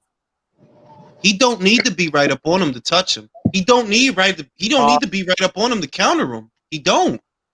If he shoot that jab and he over the top. Yeah, you hurt, bro. That alone, it's like how Alicia took away Michaela's jab. Oh, you want to shoot that orthodox jab? Here's this right hand. So every time you shoot that shit, here's this right hand. Now, if he comes out southpaw to counter Errol's jab with the backhand, the left hand, yeah, he could take it away. I could definitely see that. Take it away. Bitch. Over the top with that left hand, overhead right, or sweeping left hand. Let's get it popping. Yo, bro, I was watching that Felix Diaz fight. He was beating his ass, but I didn't like how lackadaisical he was, because if Terrence Crawford is able to have that level of relaxation in that ring against Errol Spence, we go see some shit Saturday. Listen, boys, a lot of the great guys, they're really poised, like George Foreman. George, when he uppercutted the shit out of Jerry Cooney, looked like he's walking in his living room. Dude, greatest drive-by I've ever seen. Dude, Jerry Cooney felt like he got shot. Yo, it looked like he was going for the remote. Like he just walked across. Take the trash out. Honey, it's Mouthpiece Tuesday. flying out. I'll get it. Like he was digging the draws at his ass, just walking over to the kitchen like. I invite anybody, go back and look at that fight and look right before he finished him. He just walk across like he walking across the living room. Left uppercut right hand. I'll never forget that. But he froze him. Like, bro, George wasn't even looking at him. He was just walking. No, that's why it's crazy. It looked like he was just walking by, like motherfucking mouthpiece come flying right out. It didn't even look like it was a lot on the punch until you see the mouthpiece fly out. No, bro, I see George Foreman hit. I saw fat George Foreman one time hit a motherfucker with an uppercut. This wasn't the Cooney fight. He was fighting some fat white motherfuckers, this Latinist motherfucker. Hit him with an uppercut, and he just froze in the middle of the ring, and they just waved the fight. I was like, God damn! I tell you, bro, George had that contra strength. He had that contra strength, and poise. Back to the point. Poise. George had poise. What we saw this past Tuesday in Japan, he knew he had poise. Like he just see everything as it's happening because he cooling. Crawford has that. Crawford he just be cooling, like he just be chilling, fucking you up while he chilling. Once he gets his range, he sees everything. Like he's water. And that's why I think the fight's going to end early, because this fight is. I really believe this fight's going to be exactly what the fake Fulton fans and Inoue fighters thought the fight this past Tuesday was going to be. Really one-sided, because someone can do all sorts of things the other guy can't do. Bro, I tried to argue with, and I do that a lot, that I'm like, okay, I'm going to second guess everything that I've said, and I'm going to give him another look. So I go back and I look at Errol, and I'm like, I just don't see it. Like, nah, son, he's going to get beat. I've been doing that over and over. Like, I'm going to look at it. I'm going to see what he does that I like. I'm just like, nah, see, if you did that with Crawford, you're going to get knocked out. Just going to get knocked out. Like, that's all I see. So, I don't know, man. What if Errol tried to box with him and he's actually doing well? What do you think? Now you just saying shit. See, now you must have smoked before the live, because now you just saying shit to be saying, what if he get out there and he Purnell? What if Errol get out there and he Purnell? Yeah, that would never fucking happen. That would never fucking happen.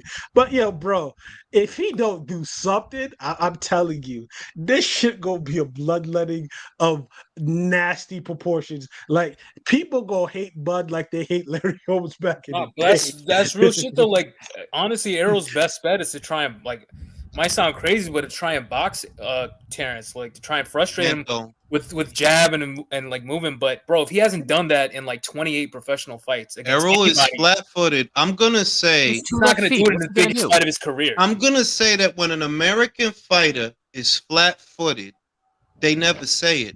If a Mexican fighter is flat-footed, you never hear the end of it. But when the American fighter got heavy-ass feet, nobody brings it up. And I'm like, you do realize that Errol's flat-footed, right? Just look at his fucking feet while he's fighting. Just look at his fucking feet. He's flat-footed. He don't got feet like Terrence. Terrence is on the balls of his feet most of the goddamn fight. Like, have we ever seen Errol Spence show a check hook and get off of the angle no combinations? Never. Most of what you see is the base, and I don't want to make it sound like I'm saying Errol is bad. I'm saying that he textbook. Jab and the straight, and then the body, and the jab and the straight, and the butt. It's like you can set your watch by this shit. Like me and Virtuoso, we were talking, and we kind of had like a funny exchange where he's like, yeah, like textbooks are meant to be read, and I said, not only are they meant to be read, but they're designed so that the stupidest motherfuckers on planet Earth can understand the information that's being relayed to them. So, like, yes, he is textbook, but that can also work against you. I don't think that Errol, like, if I had to grade Errol, right, and I'm not trying to talk shit or talk him down. This is what I look at him as. He's a B+. He's not a bad fighter. B+ is not bad. That's actually good. Most guys are not a B+. I look at him as a B+ because I'm like, you don't go to middleweight, dude. You don't go. You don't, only when he gets out of line. Yeah. You don't go to middleweight doing that shit, you know? I don't see longevity in Errol, and I never have. Like, nah, see, you good, where you at. That's where you good. You good where you at. Some of them guys at junior middle, they'll fuck you up. Some of those guys at middle, they'll fuck you up. And they ain't great, but they'll fuck you up because a part of who you are at welter is that you're bigger than the average guy. Well, you start moving up, that shit goes away. Yeah, it goes away. Stop it. Earl Smokes calls Adamant. Stop it. You bugging like not even no cap. Like I would pick Adames to win that fight. I know Adames would kill him. I'm dead ass. So like I would pick Yanni Beck. I would pick Yanni Beck to beat him. No, but I'm thinking, like how people used to say. No, you funny as fuck for that. What he said? He said Amanda Serrano. This motherfucker. No. I said I'm rocking with Michael Zarafa. Oh my! Nah. You playing? You playing like nah? I don't think that now. I remember. I'm not sure he beats Tim Tszyu. No, Tim Tszyu is a real problem. Like if Terrence moves up, like bro, do not fight Tim Tszyu in your first fight. I'm going to tell. Listen, Julio, I gotta stand it. Julio, if Bud win, I know Devontae. I hear you, Devontae. I hear you. Good. I want to scary the barbarian coming down a set of stairs, fighting a Cthulhu-looking monster. And I don't know who is that? So, even if I do a second, who is that? I think that's JBN. That's JBN. Now I'm gonna say this. I believe that Crawford versus Tszyu is a palpable possibility, and I'm saying it now. I got Crawford. Bugging. As much as you open up, you gonna get caught. As much as you open, gonna hit you with some shit. Hits him with an uppercut to the dick and a right hook to the temple. He leaves. I'm being real, and you know I fuck with Tim Tszyu. I fuck with Tim Tszyu. I think he's great, but that shit is not like, bro. There's weight classes for a reason, man. Like you gotta you gotta acclimate to the weight. Like the same way he's doing it with this is why Errol fucked up because he let Terrence grow into the weight. If you look at them at the face off, like Terrence wasn't undersized at all. That was always young, bro. You know what the funniest shit is? Oscar and Felix were bigger than Errol. Errol is not that big. I don't know where this idea that he's this fucking gauntlet. He likes to drink, like literally. Like I'm like, yo, I seen many welterweights that are bigger than Errol. Where do we get this narrative that he's this big fucking brick house of a welterweight? Like, I'll tell you exactly how that came about. Because he became a welterweight in an era where the welterweight division was comprised of a bunch of ex-140 pounders. Absolutely. Yeah, Tim Bradley, Manny Pacquiao, Floyd Mayweather, absolutely. And you look at the other PBC welterweights, like Keith Thurman is a little person. He just doesn't look that way on camera. That man ain't 5'7" if he ain't 5'8". That's not like he's not a big welterweight. Danny Garcia's about 5'8". These are not big welterweights. So perhaps next to them, Errol looks big.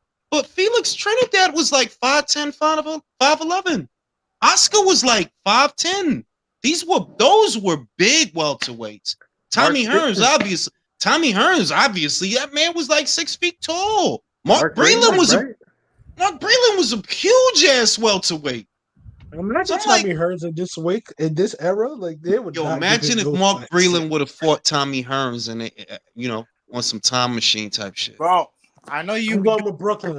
I know you picked Mark Breland, but I'm picking Mark Breland against Terrence. I'm picking Terrence Crawford over Mark Breland, bro. I'm going with Brooklyn. Fuck out of here, man. That fantasy match, I got Terrence. Can I say something, guys? Go ahead. Look, I think Errol Spence. In the ring, it's gonna look huge, pause. But is he gonna look thick? Maybe. I hate this nigga so much. I swear to God. Is it gonna be long though? I hate all y'all. No. Stop this shit now. Is he gonna be long and loose, Leo? How come we didn't act so? Is he gonna be childish? Is he gonna be thick and stiff? We need to know, Leo. We need to know. No, we should have kept the same energy when Kim was here. But will he have a giant vein running through the middle of him, or what? Will he be vascular? Okay, but let me finish. all jokes aside, but after the 5, 6 round, he's not gonna be the most durable guy. He's not gonna look like the stronger guy. That's gonna be for me the difference, because maybe Errol Spence has his attributes, but all of that is gonna be diminished by Terence Crawford and his physical might, because Terence Crawford is a welterweight that he's not having problems to make welterweight. He is strong as fuck. So for me, look, he can beat Errol Spence from the outside. He can beat him from the inside, because I don't think Errol Spence can take those body punches. I don't think so either. Can I tell you something? Somebody told me earlier today, make of it what you will. Somebody told me earlier today, somebody in the know, Crawford's going to go to the body. That's what I was told. I got nervous when I heard it because I'm like, well, how does he go to the body? In the pocket or outside coming in? You know how he knew he was going to the body? When he knew he went to the body, it wasn't in the pocket. It was a jab to the body, stab to the body. And he usually goes in the pocket with that left hook to the body. So yeah, that is true. And I don't want him in the pocket. Nah, what the fuck you doing that for? That's where Errol want to be. He want to be in the pocket. So I got a little bit nervous when I heard that. But what do you guys think about that? Going to the body. Should he go there? I think Terence Crawford is going to be on some who dick is bigger shit at certain points in this fight, pause. And it's just, I hope he's not like that in the pocket too long. I hope he picks his spots judiciously, because if he doesn't, it's just going to be like you're giving him the best chance for him to win. And I understand, sometimes you got to step close to your man to finish the dude off, but use your jab, finish use him your straight off. punches. Yeah. Smile when you finish. I believe what you're saying, because like nasty sick bastard. That's fucking. When you do it, That's it's just sick. You just, he just does it so deadpan. Yo, because the way you said said that shit, bro, you got to get close to your man and you got to finish him off. Finish him. But you got to stab him in the back of the neck. You got to punch him in the brown. Okay, Julius, do you remember Hold on, I think there's something to what you're saying, though. Calm the fuck out. Ladies and gentlemen and ladies, did y'all not just hear what he just said? That's some foul ass shit here. You got to finish your man and punch him in the brown. I ain't never say something. It sounded kind of weird. You're saying it sounded kind of weird, man. No, fuck no. Julius, do you remember in the Sean Porter fight, Terence Crawford versus Sean Porter fight, Terence Crawford landed that huge body shot at the solar plexus. That punch will have knocked out 90% of the welterweight division. Yeah. I don't think Errol Spence take that shot.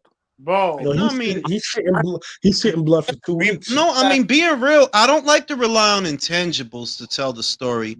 But with Errol, the intangibles are actually really bad. You have fought once in the last 2 years. Your last fight was a year ago. You was in a car accident. Like I said, I got hit by a car when I was 12. I can't remember if I was 12 or 14.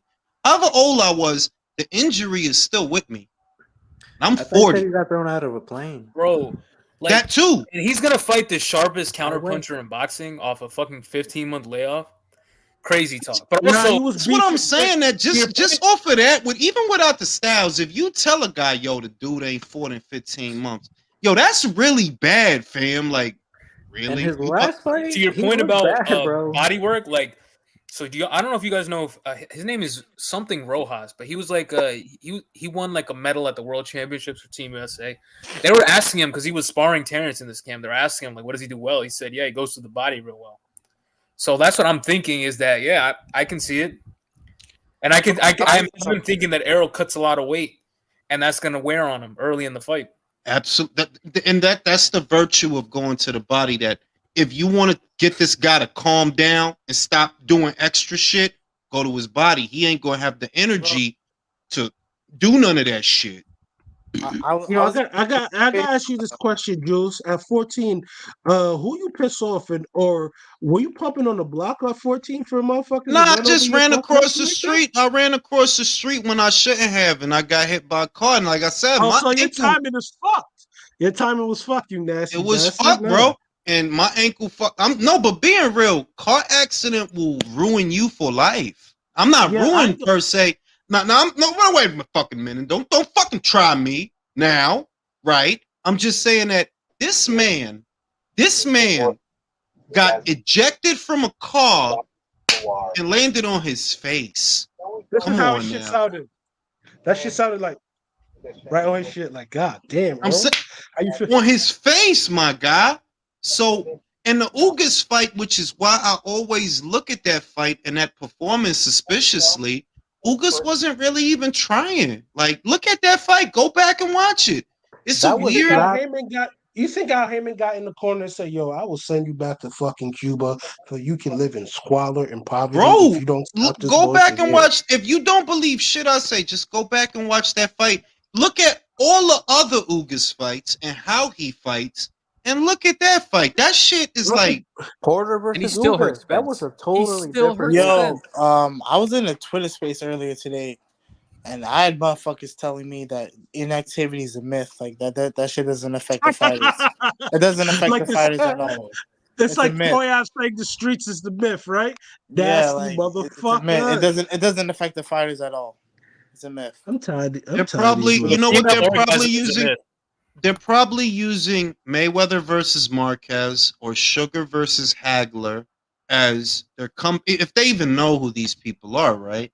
And no, inactivity is real. What you saw with Stephen Fulton on Tuesday, yeah, that's a part of that. It was over a year since he fought. What you saw when Gary Russell fought Mark Magsayo, yeah, that's a part. We know. Listen, man, and I ain't even a fan of Gary. Inactivity doesn't matter if it's two inactive fighters who are fighting. But when one guy is sharp, you can tell. Idiots.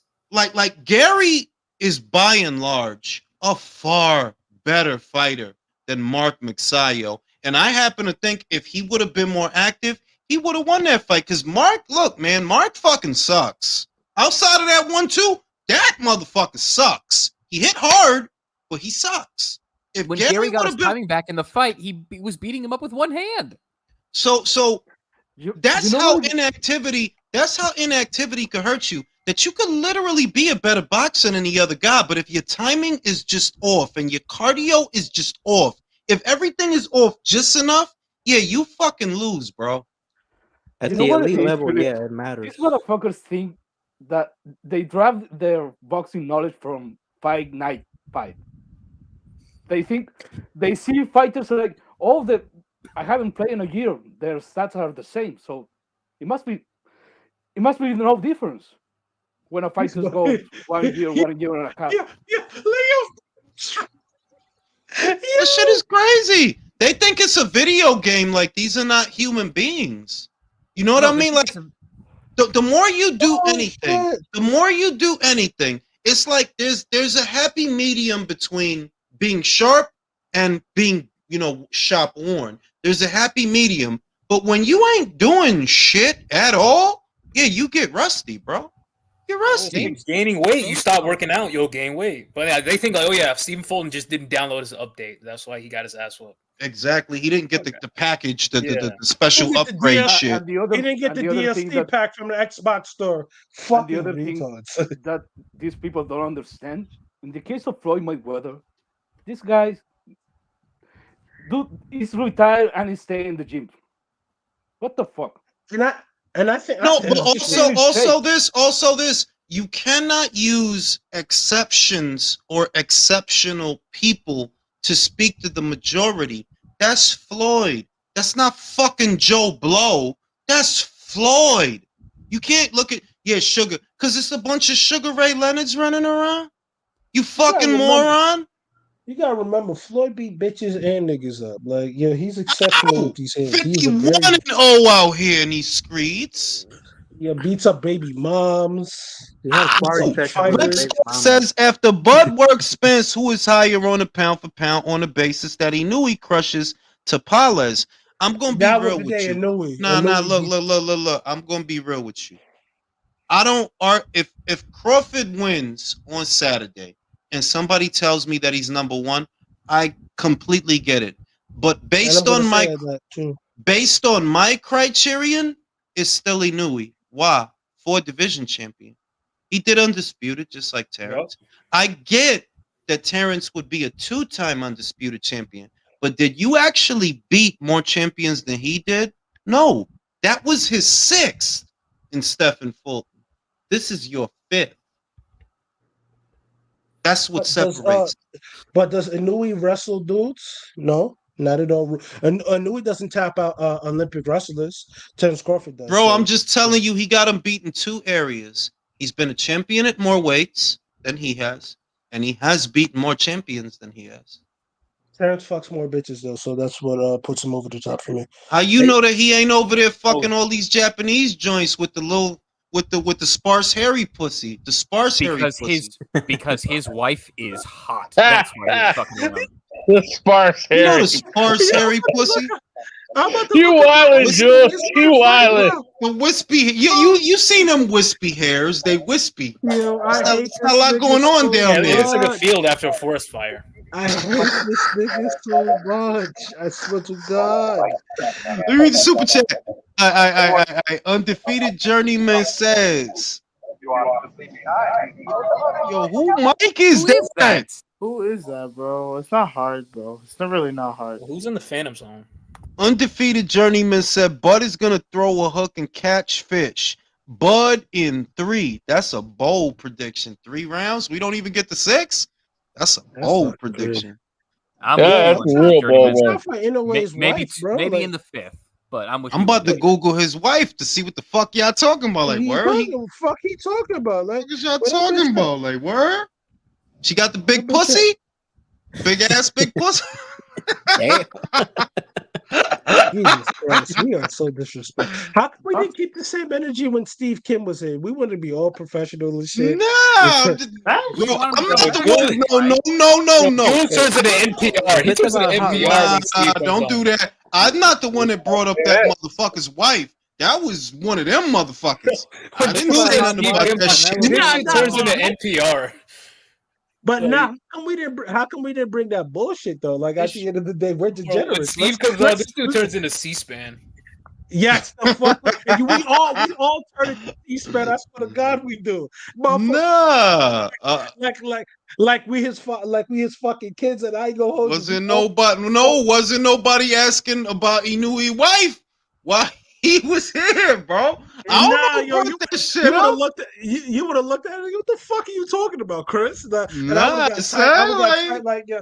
Bro, why you bringing up the big pussy in Tokyo, bro? Come on now, chill out, bro. See, that would have got me tight. Like, so, like, yo, we're degenerates. Big Cuda. That's what we Big do. Cuda, the big That's Cuda. what we do. It's the big Got taco. tight. It's the big taco. Yo, I y'all still can't find this bitch. I still can't find this one. Bo Mac and Derek. That shit was good. That shit was. I feel like Brian. He's very confident. You know, to me he won that exchange. To me he did. Yeah. You know, he was sharper. But it's all talk. You know what I mean? It's all gamesmanship and it's all talk. It come down to the fighters, man. Come down to the fighters. I'm big team Bud, but I'm not gonna lie. Those fat jokes were hilarious. I can't lie. Some of them shits. Some of them shits. Yeah, I'm gonna say this. I did not like Keyshawn Davis' energy around Frank Martin. I know he would beat him, but at the end of the day, Nah, you got to see it from another angle, bro. I didn't like that shit, bro. But Keyshawn talks gotta see it from another angle. Bro. Nah. You gotta see it. He was in his shit. He had his hands right here. You couldn't see it on the camera angle. There's like 2 different camera angles. Keyshawn wasn't nervous, bro. He wasn't nervous. I know, but I just wanted him to talk that shit because Keyshawn a very fiery character, and the nigga stepped to his shit like that. Just like, my God, like you bugging. Like, you know what I'm gonna tell you? Look, man, I don't give a fuck. Frank seemed nervous to me because you doing all that talking. Why you talking so much, bro? You can't say that. You can't say that, Jules. Frank. Nah, he was nervous. Nah, he was nervous. Nah, why you doing all that talking? Looking at the camera. Nah, you know that's the nervous move when you try to be nice before you try and turn up. Like it was almost like he was walking the tightrope. Like, nah, bro, be Man. I'm be being what you want honest to with be. you, like I don't know what they teach you at the agencies that you work for. Keyshawn sitting there being quiet, tell me he not worried about this guy. He ain't worried about what y'all think. He know. You doing Right, all Mark. that talking. You doing all that. I think it'd be a great fight. You know what I'm saying? It'd be a great fight. Yeah, you got to do that to fill the awkwardness because you don't feel comfortable in the silence. You don't feel comfortable. Keyshawn, because fuck you. Yep. And that So- Patera fighter, that Patera guy is a good fighter, man. Listen, man. No, Keyshawn, we need fuck that. you. Fuck, I forgot his name. I don't Santiago, got nothing against Frank Martin, but he's a good, solid fighter. I think he's a good, solid fighter for what it's worth. We need the But- guy that's fighting Cruz. We need him to win, bro. Talking about Cabrera, Brian Cabrera, Who is that guy? Giovanni Cabrera. My fault. Cruz You is know bad. anything about that guy, Jules? Bad I've for never heard I of him. gotta look up these motherfuckers that Isaac be fighting, bro. I don't know who the fuck. The only one I knew was Gamboa. Yeah, The other I never heard of that other motherfucker that he he's a fought. pure boxer, pretty much. He's undefeated with like 21 wins and 6 knockouts. So he has That'd no- be funny if he mess up the cruise train. Giovanni's the What he mozzarella do? man, remember? That'd be funny if he fuck up the Isaac Cruz hype train. good for boxing, bro. We need Pitbull out of here, bro. We need. Yo, I never seen a motherfucker lose a fight and act like that. Like, I never seen, like, being real, like, nah, I never seen that. Like, you acting like you won, bro. Too good for everything out here. Like you really that nigga. Like niggas really fuck with you. For Like, real, though, niggas he really- called Shakur overrated. Oh, He he called what? y'all? Shakur overrated, bro. What? No. Like, Say that one more time for the After he people. swerved Shakur, he called him over. I'm like, yo, this dude is a cartoon, bro. Like, you cartoon, bro. Like, get out of here, bro. Somebody should Cartoon, bro. He's like a football. Somebody should kick him to the fucking uprights, bro. Trying to tell you, like, yo, and all of that is because he didn't get knocked out. He still lost, but all of that, all of this shit for the last year and a half is because he didn't get knocked out. Bro, So who the fuck is Yo Ennis Tellez? Who is Yo Ennis Tellez? Anybody? Who the fuck is I don't know. some Cuban guy? Some Cuban guy with five wins, 4 knockouts. Who the fuck? I don't know that He's motherfucker. fighting Sergio Garcia. That's OD. That's crazy shit. What, at 154?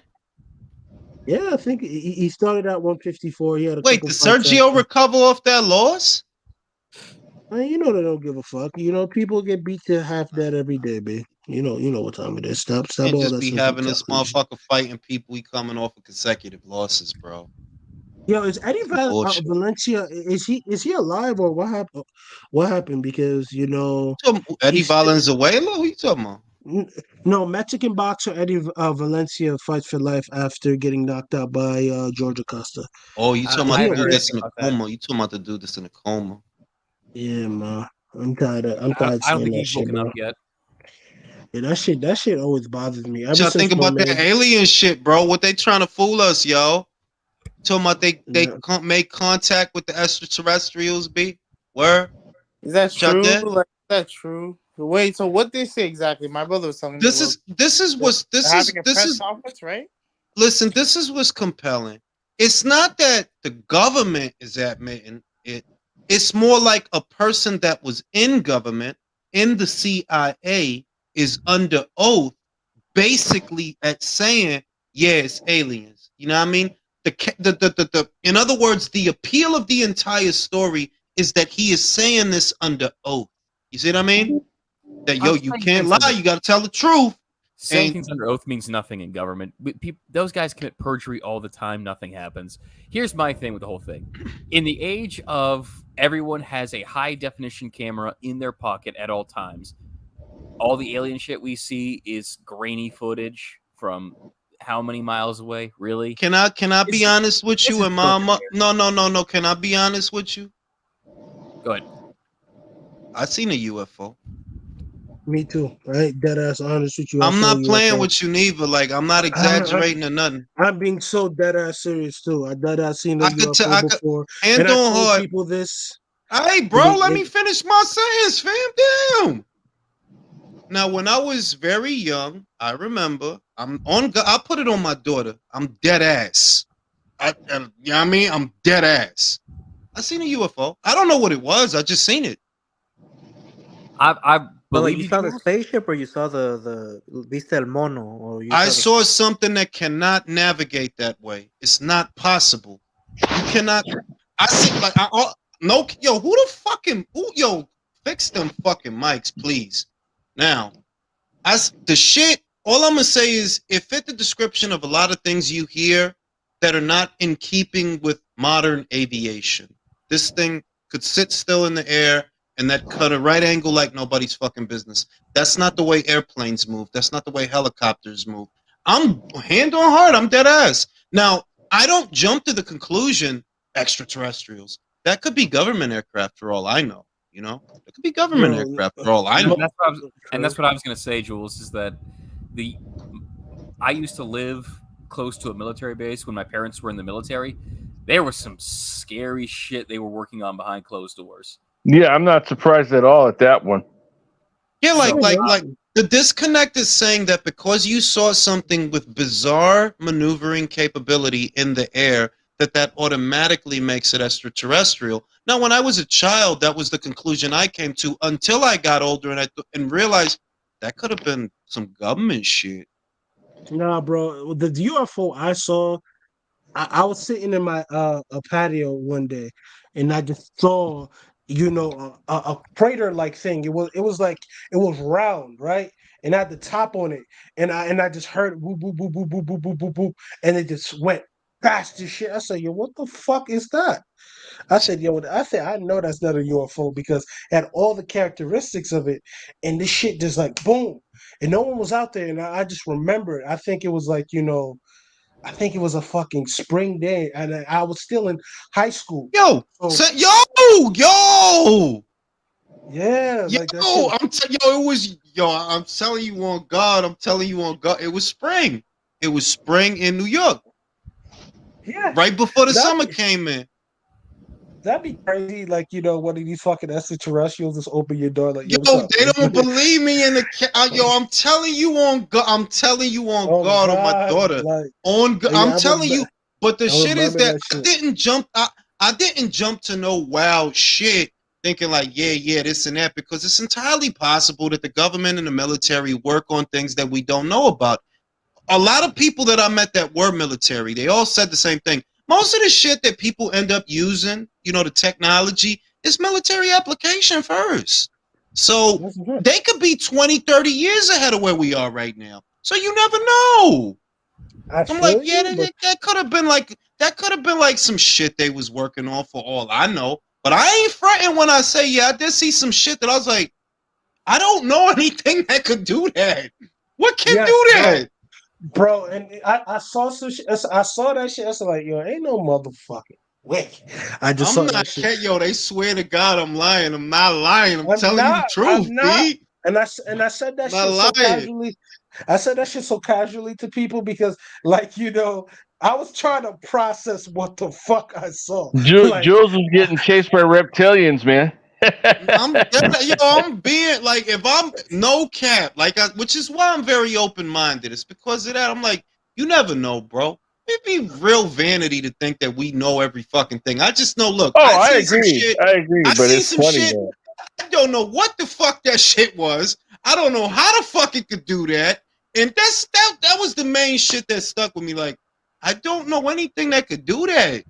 And I ain't saying no crazy shit. Like, a beam of light shot. No, this shit just, it was there. It was there. It hit like a right angle, like a 90-degree angle. And then it went back the way that it came. It's like, bro, planes can't do that. Planes cannot do that. I said, like, yo, what the fuck is this, B? Like, but the thing is this, though. There's been real live accounts that, when people seen aliens, the government be coming to your fucking whole block, shutting that shit down. Like, that's if you talk. No, that's if you say something, bro. Dude, there's a whole lot of shit out there in this world that we really don't know about, man. That's if you one of these bozos that you want to tell everybody, like, yo, I sat on that for a minute. And you don't run around telling people shit like that because they'll think you're fucking crazy. But I sat on that for a minute, like I don't know if I should tell people this, but when I was a kid, I seen some shit. I didn't know what the fuck it was, man, and it was in the air. You're a grimy Harlem nigga, though, so you probably Bro, seen shit imagine, seen yeah, on bro, like day-to-day what I'm life. gonna do? I'm gonna be on the block, yeah, yo. I like, nah, B, that's not the type of shit you talk about. I'm pretty sure that it's a lot more people that have seen something that didn't want to say anything for fear of how they're gonna be perceived. Like, yeah, man, you motherfucker, or you high motherfucker, drunk like, nah, all I'm telling you is, look, man, I ain't telling you I seen motherfucking Sigourney Weaver up there and shit with the xenomorph. I'm just if I would have saw some shit like that, B, I would have shit myself because I know it's all over. I just seen. It ain't I don't know nothing that could maneuver that way. That's all I'm saying. Like, yeah, that shit. And no, it wasn't shaped like a Tic Tac. It was like a saucer. It was like a saucer. Yeah, saucer. Yeah, but like, oh man, hey, read the super chat, Jules. Motherfucker gonna think I'm high. Yo, Red Star, fuck you. MIB, yeah, Julius and Chris are on that Germochalo psychedelic from the dispensary. Nah, bro. Guys, can I share my thoughts about that subject? Go ahead, bro. Go ahead, bro. Look, I am sure that there is aliens out there, and I think our meet with those aliens is gonna change everything about what we think about ourselves. And one of the things we are gonna understand is our place in the universe. And one of the telling signs of that, because I'm absolutely sure that those aliens have pet humans. Oh yeah. Whoa. They have pet humans. No. They eat motherfuckers. They eat human people too. Pets. Let me finish. And they are not gonna look like us. They're gonna look very retarded, inbred as a motherfucker. Like the thing we do with dogs, they're doing the same with us. And then we are gonna understand, this is how it is. Can I say, look, without going left field, I'm not going to do that, but you got to put two and two together. A civilization that can achieve space travel, right? They would have to be highly intelligent, far more intelligent than we are now. You know, they would have worked out a lot of shit by the time that they could achieve that. So yeah, look, I'll give you a microcosm, right? Whenever one nation on the planet embarked on another less civilized civilization, what happened? That dumber civilization got taken over. Simple. If I was an alien, I'd be an asshole. I just put my dick out and smack niggas in their face with it. Damn, dude, we didn't even know that. This is a complete dick. But what? Shut up. Here's what I have to say about that. Do you know what would happen if the Earth was tilted half a degree in any other direction than it currently is right now? Life would not be possible. Life would not be possible on Earth. The very specific conditions needed for life to happen are astronomical in the coincidence upon coincidence upon coincidence has to pile up. It's hard for me to believe that we're really living like this. It really is unfathomable. Well, I look at that as purposeful, you know. I'm a Judeo-Christian believing motherfucker, so that's not. Look, man, a lot of shit is not an accident because it's just like that. It's just like he said, the conditions for life to exist the way that we know it, everything has to be precise. Everything has to be just so. And I don't think that's an accident. Yeah, that is what it is. I don't think that's an accident, bro. It's not no accident.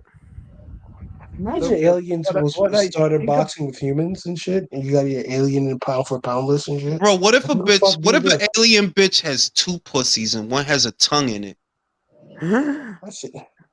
You're not fucking the one that does. Yeah, okay, no more. Cut the beer off from Jules, man. He's going a little too long on that one, man. That's where we was going with it. No, I'm just stop giving him more beer money. No, but I mean, if you think about it, if you really think about it, like, why doesn't a gigantic asteroid hit the planet right now? and you think about the lay of the land, well, because Jupiter's gravitational pull pulls those asteroids away from us. You see purpose. If you really look at where we are in the universe and how come we have all this abundance of life on this planet, but we don't see that on Venus, and we don't see that on Mars, and we don't see that on Jupiter, that there is actually evidence of life outside of our planet, but it's not outside in theirs. That is if we're not being lied to, right? Yeah, you see purpose, bro. Like, none of this stuff is an accident, man. You know, it would be vanity. It would be vanity to think that, yeah, it's just it's just accidental that we all got here. Nah, shit don't work like that. Maybe we come from these planets and shit, and they just wipe our fucking brains. And depending on how we do good on this planet, we go back to our home planet and we receive a fucking reward. Who knows? Bro, what you talking about? Highlander? Colin McLeod of the Colin McLeod. Oh, that's right. The second Highlander movie, they were aliens. Yeah, like he just read the synopsis for Highlander 2, bro. No, that's just a thought I had, you fucking asshole. Fuck Just you. read the synopsis for Highlander 2, bro. But here's the real question. What if instead of an asshole, alien women had two pussies? That's what we really need to think about. Bro. That'd be What very if shit comes What? Okay, no, here we go. Here the fuck we go. Stop Somebody this. take that beer away from him. You know what? Take you know what I did, take Julius? this fucking corona away from him. This nasty piece No, of no, shit. Let me say this. What if How the pyramids what if they were can only shit during sex? No. Oh my Let me fucking say God. this. Oh This is my important. God. If you go there to try to check some alien pussy, it will be bestiality, but not Oh for my them, God. not for us, for them. Oh no. Oh no. You see what we go through? Man, we just so fucking primal reptilian brain. Jules, that's the purpose of life. We're there to unplug them. Oh, let me answer this. De lo mío, what will Canelo versus Charlo pay-per-view and gate be? I honestly believe that it'll be in between 800,000 and 1 million. Because if he could do 800,000 with Caleb Plant, I think he can do more than that with Jermell Charlo. Because of the tribalism and the toxicity, I do think it'll sell more pay-per-views than the Plant fight did. Rick Star says, I just hope we can experience aliens versus predators in our lifetime and Will Smith can save us. I swear to God, I Este don't güey want no to se see puede that salvar shit. ni el mismo. No, man. Man, listen, man, like, nah, but look, man, I just don't rule anything out because I think it would be very arrogant to dismiss that, yeah, maybe there are higher intelligences than our own. It would be very vain to think that, like, yeah, it's just us out here. We the best. We the smartest. Are you sure? We the best DJ killing. I don't killing. I mean, like, you never know, man. I'm That's just, by default, but I maybe. don't. I will say this. I will say this. I don't know a lot of things. I don't know a lot of things, but there is one thing I do know. I don't trust the government. Yep, So neither do I. If this what you trying to get me to believe, I don't believe you. You think there's aliens in the government? Ooh. I would say that I don't know what I saw because that's what I know. If you ask me, yo, do you know what that? I don't know what that was, but I know that I don't trust the government. If nothing else, like, bro, y'all literally went to, and I say it all the time, y'all went to Tuskegee, y'all gave people syphilis just to see what would happen. So I don't trust you at all. But, Jules, you're telling me you don't trust the government, which locked up a woman for trafficking underage girls on an island with her freaky boyfriend, and will not release the list, and won't release that list, and no other arrests were made. How dare you not trust those people, Jules? I'm being real. Like it's you. The smartest thing you could do sometimes is just say, look, I don't know a lot of shit, but I know this. I don't fucking trust you, motherfuckers.